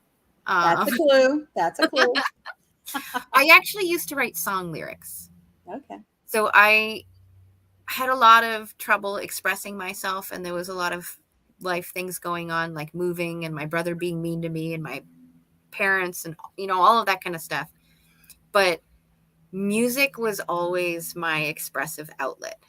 When I was angry, when we moved out here to the country, I would walk for 6 hours until the battery of my Walkman or CD player would die, and I would just belt out music. Wow. Yeah. So now it is still part of my healing, is I understand that by belting out music, it actually vibrates my vagus nerve. And the vagus nerve is one of the main nerves that go from your head down to basically your pelvis, and it reaches all of your main organs and systems. But it's also the gatekeeper to your stress response. So by power vocal singing, I am vibrating and breathing properly and like getting my digestion going to tell my stress to rest. I was like, oh, but I didn't know why I did it. It just felt good when I was a kid. Yeah. And now I do it consciously, knowing this is going to help me feel better. Well, your attention to the nuances, that's why I asked. You would make a great fiction writer because you're watching the details and the nuances. Now you could put them in, into the story. And you've got plenty of material. Oh my God, so many. I also remember being picked on a lot because I could never articulate myself very well. Hence the 7-page summary that should have been half a page. Mm-hmm. I didn't have the language. I didn't know how to phrase things. And so being picked on a lot, not just by other people in class, but by my boyfriend, who read a lot and had a huge language, he would make fun of me, not in a mean way. He didn't really know what he was doing back then. He was also like a slight jerk. He knows it. He's good now. But he would pick on me going, I don't understand what you're trying to say. And he would ask somebody else to try to explain it. Like a little bit of gaslighting before gaslighting was a thing. Yeah. So then I worked so hard on learning new words and trying to articulate and be more clear that 2 of my favorite websites now are dictionary.com and thesaurus.com, because I used to look them up. And my first book, once I decided that I would read novels again, my first book had 4 words on the summary in the back that I didn't understand. And I was like, oh, this is the perfect book for me, because I had to ask him what the words meant. And then from there, I've loved books again. But I went like a good probably 15 years hating reading. Wow. I love how these stories progress and things change. So right now, if you think that you hate being on stage, listeners, audience, things could change. If you think that you hate writing or reading, things could change. Definitely. Right? So was there something that I just want to be mindful of time. I'm having so much fun today. Was there anything else that felt uncomfortable to you that comes naturally now? Speaking, you just said it. I figured as much. Yes. I had required in my college curriculum 2 semesters of speech. Oh. And I was so scared of speaking that I wouldn't sleep the night before. I would practically memorize. I was wooden. I was rote, like a robot. I was just shaking, and I would sit down in my seat after a speech and I would be trembling. My whole body was shaking. And so that, was something that I never thought I would ever do. I mean, I delivered a Blue Talk at Harvard this year. Congratulations. And I'm on all the time. I had a TV show for 3 seasons. And, so I'm not even afraid of the camera anymore. Mm-hmm. And the shift came because I was married to a pastor. Oh. And I had to speak. Yeah. I was the one doing the ladies' meetings. And then when we traveled, we were traveling a lot. And I would walk into the room, into the new church, and they would say, oh, we have a ladies' meeting tonight. We want you to speak. Like, you've got 2 hours and you're going to be on there on stage. Which I always had stuff prepared, but, I had to get over it. And what did it for me was the message that I have for people is so much more important than me. It's so much more important than my tone of voice or my appearance or stumbling over something, or how do I look up there? Is my slip showing? And, back in the day, we don't have slips anymore. Thank God. I used to wear slips. Yeah. I did too in school. Yeah. In those days. Who cares? Just get up there, be yourself, say what's in your heart, help somebody, done. And don't take it all so seriously. It isn't. The serious part is the message, bringing it out and helping other people. So that shift in my mind got me more comfortable. And then I tipped over to the other way. I get so excited that I get to say what's in my heart, that I can't wait. So big, huge change. Yes. I remember this key moment in high school where I made that flip, where I hated the podiums. I hated speaking, even though I was acting and singing and dancing on stage since I was 4. Okay. Being on the stage was not the scary part. It was me having a speech with cue cards that I needed to memorize. And I felt as though I needed to be perfect, like every single word, and that I would get knocked down for anything that wasn't memorized. And so I had that story going into school, thinking that's how they wanted it. In grade 10 French class, it was French, and I'm bad with grammar, just to remind you. Even worse than French, because I didn't understand English grammar. So I'm in French class, and the teacher says, you can write a speech about anything that you want, as long as it's in French, because I'm going to be marking you on your French, not the topic. And I went, oh, yes. So then I wrote a speech about philosophical questions like, if a tree falls in a forest and there's nothing there to hear it, does it make a sound? And I had answers for all of these because, of course, science-based me is like, yes, research, logical, totally make this work. But then the creative side of me is like, I can play with all of this. That was the first time that I realized that I don't have to be perfect. It was so passionate that I would make up words as best as I could in the moment because I was just so excited to share it, that I didn't really care how good my French grammar was. Yes. And from that day on, I realized if I can speak from my heart, it is so much easier than trying to speak from my head and the logical memorization. That to me is the difference between doing a speech and doing a talk. A talk feels like conversation, whereas a speech feels like the cue cards, podium crap. Yes. Yes. Yeah. Oh, okay. We have about 3 minutes left. Lana, I want to make sure that our audience gets something from this conversation that you want them to get from this conversation. So what is one thing that you just need them to take away from our chat today? The power is in allowing. Take the cap off and let it flow. We have already poured so much into our vortex. We have stacked our vortex with stuff and ideas and requests and images and all this stuff. So take the cap off and allow that to come to you. Allow it to come to you. You don't have to work it up. You've already done the work. So now just take a breath and allow. And now my meditations are about breathing and allowing and breathing and allowing. And I don't have the intention anymore because I already set the intention. It's in there.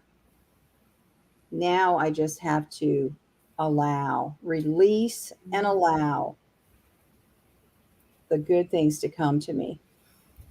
Huge lesson in my life. As I hear thunder. We're right on time. Oh, it's like pouring down rain here. Apparently there's thunder starting. Good. I might lose power. Since I don't have a co-host, do you want to end the show with me today? Oh, wow. That's so nice of you. Sure. So really what we do at the end of the day, especially the end of the week, is we want to make sure that we highlight some of the patterns, which I've done a lot this week, so I'm not going to do that.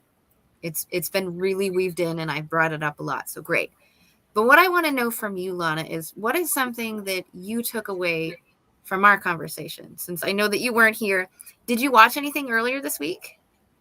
Oh my goodness. I've had 5 podcast interviews and my week has been so stacked. No. Okay.